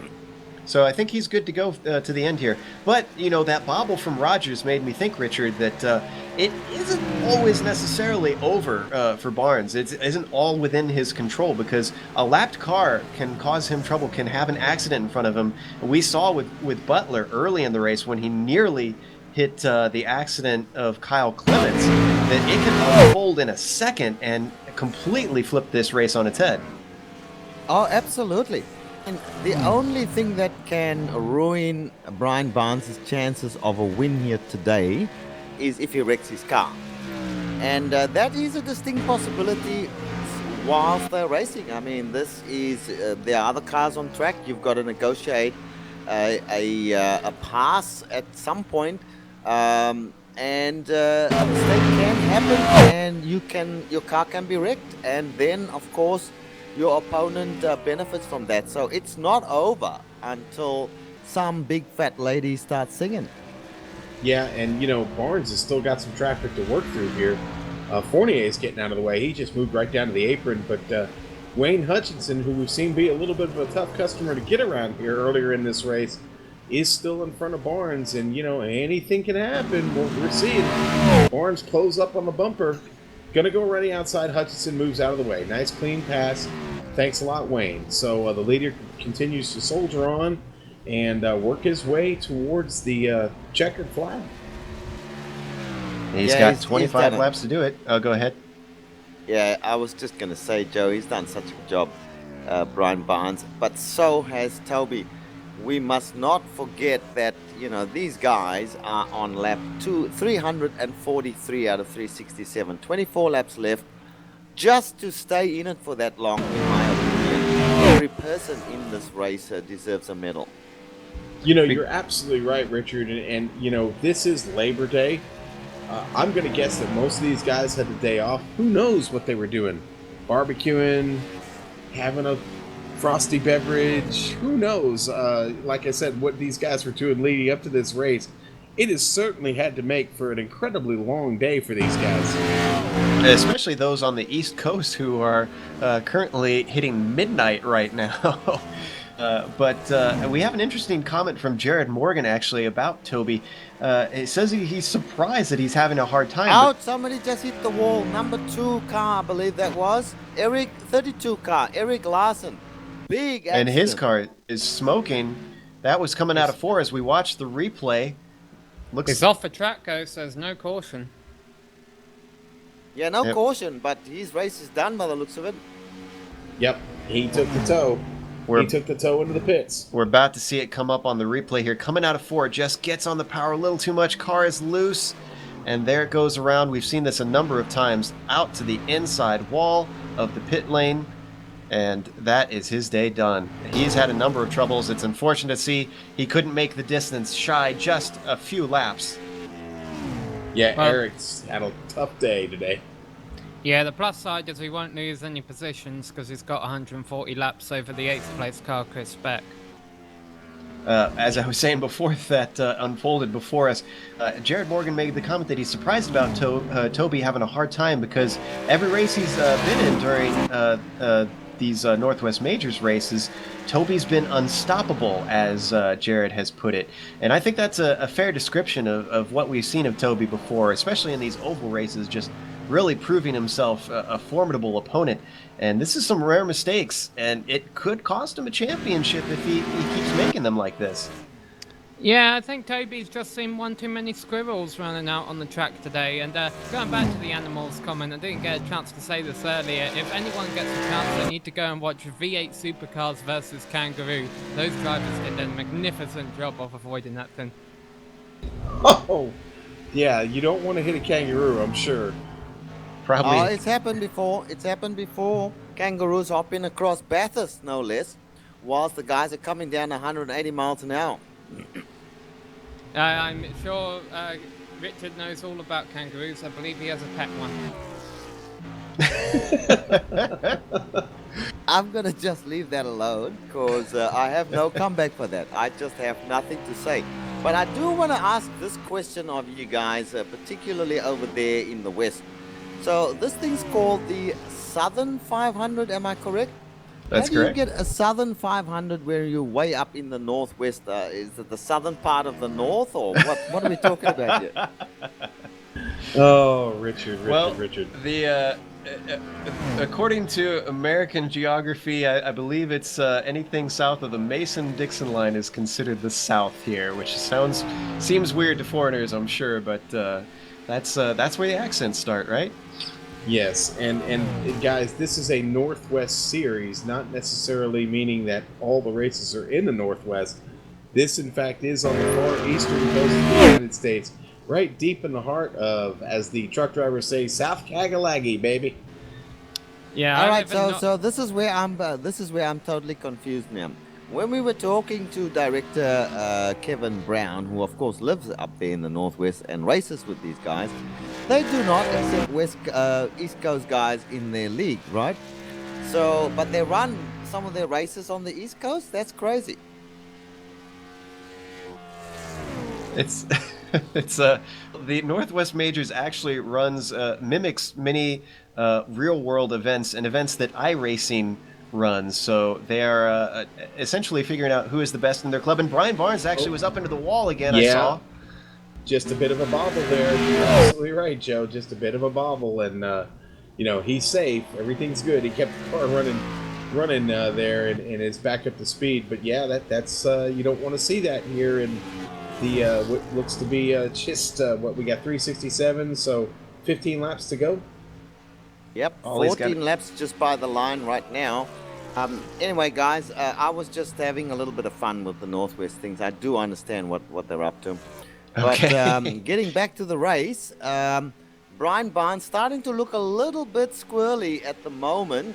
Car has come down to the limit of his tires once again. No doubt Toby Butler, who did pit around about the same time, will be having the same problems, although he looks a little bit cleaner than does Brian Barnes at this stage. But with 3 laps ahead, I don't think there's any chance that Brian will lose this race unless he bends the thing. Honestly, I think he could run about 4 seconds slower than Toby at this point and still finish ahead of him. He's got that big of a gap at this point. So with 13 laps to go, like we keep saying, it is Brian's race to lose at this point. And, on the note of those Northwest tracks, if anybody in iRacing is listening, I wouldn't mind seeing Portland Raceway. I take it our director is not a fan of that one. There's a lot of racetracks out there that would be great to see on iRacing. Of course, one that springs to mind is the Nürburgring. But meanwhile, I lost my train of thought. Well, I'm watching. I've been. Way to go, Sam. I'm looking at some of the details on Brian Barnes' car, and I don't know why it's taken me 356 laps to figure this out. But where his name is supposed to be over the door, it says Baja. So apparently, Mr. Barnes has a nickname, and it's Baja. Well, wasn't he in the Baja 1000 Yeah. or something? He was, I guess so. I guess that's Yeah. that's an a imp- well-earned nickname. Yeah, and as he's coming across the line this time around, it's 11 laps to go, so soon it'll be 10 laps to go, and it will be all over Baja the Shouting. I give you credit. I give you credit for that one. I give you credit Wow. for that one. You did me proud. We're It's getting actually corny, guys. We are really getting corny, I have to say, but that was worth a laugh. Good one. Corny or punchy, one or the other. we've got 10 laps to go on this thing, and I guess you. Speaking of corny, I was going to say Brian's wearing that nickname on his sleeve potentially here. Okay, back to the racing. Brian Barnes, WD-40, car number 4, leading this race after, what are we talking, 358 laps, 9 laps left to go for him. Tony Butler in second place, Joe, 3 laps behind. And just to tell you how difficult it is to make it to the end of this thing with 12 starters, we are going to have 8 people take the checkered flag if they all make it to the line from here. And, no, I believe 8 because Chris Beck, I was getting an argument from our director, Chris Beck is still out on the track. Excuse me, it is in fact 7, so I was wrong on that one. Yeah, Eric Larson has left the race. All right, and there's a car pitting now. I believe Ray Fournier is approaching the pits. I wonder if Ray's pulling what we saw a little bit earlier from him and deciding he can't lose the position, just consolidating it at this point. Yeah, pretty much everyone's kind of locked into the positions they are now, providing they don't have an incident. And let's not forget that if we get to 5 to go and the caution comes out, the race will end on the caution. Fortunately, that doesn't look like that's going to be an issue for them today. It's pretty much been green, all except for one caution flag where Carl Clements spun. But other than that, everything has been good today. Yeah, and you know that caution flag was so long ago. Thank you for remembering that was Kyle Clements that started that caution because it totally left my radar. Kyle Clements involved in that only caution flag that we've had today, and yeah, what an incredible race! It's been just hammer down and try and get around this thing to the finish. Well, in a 367 lap race, we're on lap 362, so 5 laps remaining for Brian Barnes to win this 500-mile race, the last remaining oval race in this season of the Northwest Majors, guys. So if Brian Barnes, I can't remember if he's more of a road or an oval guy, but if he's an oval guy, it's going to be a lot harder out from here for anybody who prefers circle tracks. Well, my best memory of Brian Barnes is that the Indianapolis 500 this series did. He was leading the race from Toby Butler early on and lost the connection, came back about 4 laps down and was still able to race him, but lost the connection before he was able to get Lucky Dog. So he certainly has had the pace to outpace Toby Butler in the past, but maybe just not the luck. But he certainly had it all go his way today, providing his connection holds up for these final 4 laps, knock on wood. Yeah, in fact, well, I guess he has to make it complete at the end. I was going to say if he gets to 3 laps from the end, he should have it, but it's not timed at this point. It should be by laps, so he has to make it to the end if his connection goes out. He could still re-enter, but I'm not sure if he'd be able to re-enter quick enough to keep the 3 laps ahead of Toby Butler, who seems to actually have put some a bit of more of a gap on Matthew Rogers at this point, if I'm looking at the scoring right. And let's not Those you forget, guys up. let's Go not ahead, go forget that This is a 12-week series. Oh, Brian Barnes just got the wall a bit big there. I have a feeling he's going to back it down now. Let's not forget, this is a 12-week series, and the best 8 results count. I'm pretty sure Toby Butler has only done about 4 races, so his next 4 results will count no matter what. I'm not sure how many races Brian Barnes has done. I'm wondering if eventually he might do a 9th race and some of his points will get kicked out, and that will give Toby Butler a decent points lead. We should have a white flag next time by, and this time Brian Barnes manages to avoid the outside wall coming out of 2. I think you're right. He has definitely backed it down at this point. Knows he's got this thing in the bag. No reason to destroy the car at this point. Comes to take the white flag. One more lap for Brian Barnes to win the Southern 500. Yeah, he hit that wall pretty hard, so he is back way off. Only 150, 60 miles coming out of the 60 miles per hour coming out of the turn here. But he is definitely off the pace and just trying to get a nice finish here. 30.3 last time by, so still not too far off the pace, you have to say.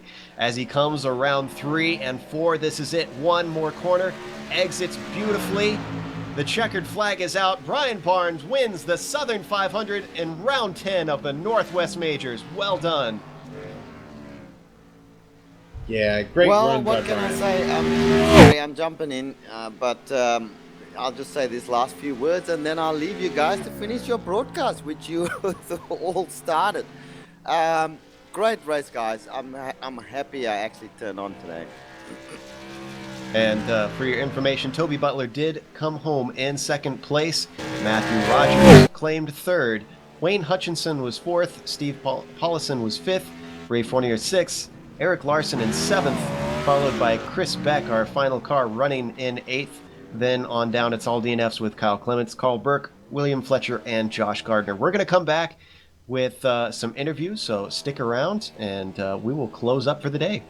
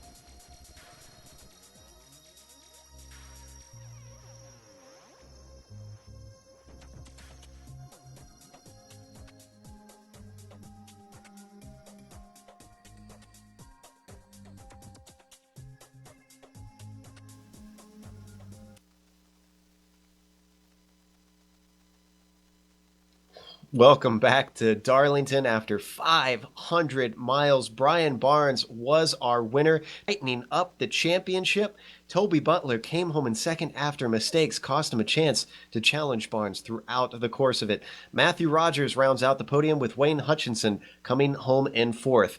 Steve Paulison rounds out the top five with Ray Fournier finishing sixth. Eric Larson, despite blowing his engine with an accident late on, finished seventh. Chris Beck, with a very late start, came home in eighth. From there down, we have DNFs with Kyle Clements in ninth, Carl Burke in 10th, William Fletcher in 11th, Josh Gardner in 12th, rounding out the field.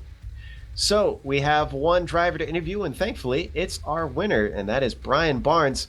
Brian, you started without qualifying. Was there any strategy to that move? Were you trying to avoid any potential problems? Well, mostly, I wasn't comfortable enough. I didn't practice at all for this thing. So, as you could see by my pit stop there, missing it one time there, I wish I would have practiced the pit stops. But I kind of wanted a tail end of the pit lane pit box. That makes sense. Did you? At what point did you feel like you had better pace than the early race leader Toby Butler? Because you guys held position in the first half, and then suddenly, when things closed up after that caution, you seemed to actually outpace him at certain points. Yeah, I really didn't think I had the car to beat him because of the fact that he was coming up in my rearview mirror on that first stint, and after the pit stops, where I gained a lot of ground, it seemed like, hey, okay, I'm running with them. So I started getting my line down a little better and started turning a little better laps. One area we did notice that you had trouble was that pit entry, although admittedly we made the same mistake as you. What was going through your mind when you missed that cone? Well, I've been doing this long enough to know if I come in on the outside of that commitment cone, I was going to get a black. So I figured I better go all the way around the track, try it again. I almost missed it the second time, I think. We saw you go very slow to try and make it. Regardless, a 500-miler, and especially around Darlington, is just an incredibly difficult task. So kudos and congratulations from all of us in the booth on coming out ahead on that one, and by 3 laps. That is a phenomenal feat. I appreciate it, guys, and I hope you guys had something to talk about there, because that was a long race. But one caution made it go a lot quicker than I thought it would. I thought we'd be here till 10 o'clock. Yeah, it definitely did make it faster for us as well. Well, this certainly makes the championship a closer competition for you. We're looking forward to the final 2 road rounds. Yeah, I think I can get around Road Atlanta okay, but the Mount Panorama is going to have me a little worried, so I'll get my road course shoes on and giddy up go. All right, awesome stuff. Again, congratulations and thanks for talking to us. All right. Thanks, guys. We are going to close up after a long and grueling race for us as well. Thanks, of course, to Mike Willett, who is the organizer of the Northwest Majors, does a lot to get this thing moving and going. Also to iRacing.com, XSplit, Twitch TV, Audio Technica, and AverMedia, the software and hardware that we use to make these broadcasts possible. Thanks to the team today, Kevin, Richard, Sam, and Sean. If you'd like to find out more about GSRC, you can find it at www.globalsimracingchannel.com, along with archived races and race highlights. We're also on Twitter at GSR Channel and Facebook at /Global Sim Racing Channel. Thanks goes out to Doug Beard, who creates all the camera sets for the Global Sim Racing Channel. And a special thank you goes out to Eric Ekholm, whose music is not only found here on GSRC, but in TV commercials, movie trailers, iTunes, and Spotify. If you like our music, tell Eric where you heard it at ericekholm.com. Our next race, as we mentioned, is going to be at Road Atlanta. That'll be Sunday, October 5th at 5:45 p.m. Pacific. So you got a month rest, and then we are back on it. And of course, our next broadcast is going to be at the iSuper Speedway Series at Talladega. That's September 5th at 10 p.m. Eastern. That's coming up this Friday. Then don't forget, the Blondie Series comes back, excuse me, at Circuit of the Americas on Saturday, September 6th at 6 p.m. UTC. I'm sure that Richard's looking forward to that one. Of course, the Continental Endurance Sports Car Series returns at Indianapolis on Saturday as well, also on September 6th at 10:30 p.m. UTC. That is a fantastic series, and the championship is getting tight there as well. And then the VSRA comes back after their break at Road Atlanta as well, Sunday, September 7th at 9 p.m. Eastern. And finally, the ASRS returns at Chicagoland, Wednesday, September 17th at 9 p.m. Eastern. But until next time, race clean, race hard, and I'll see you on the track.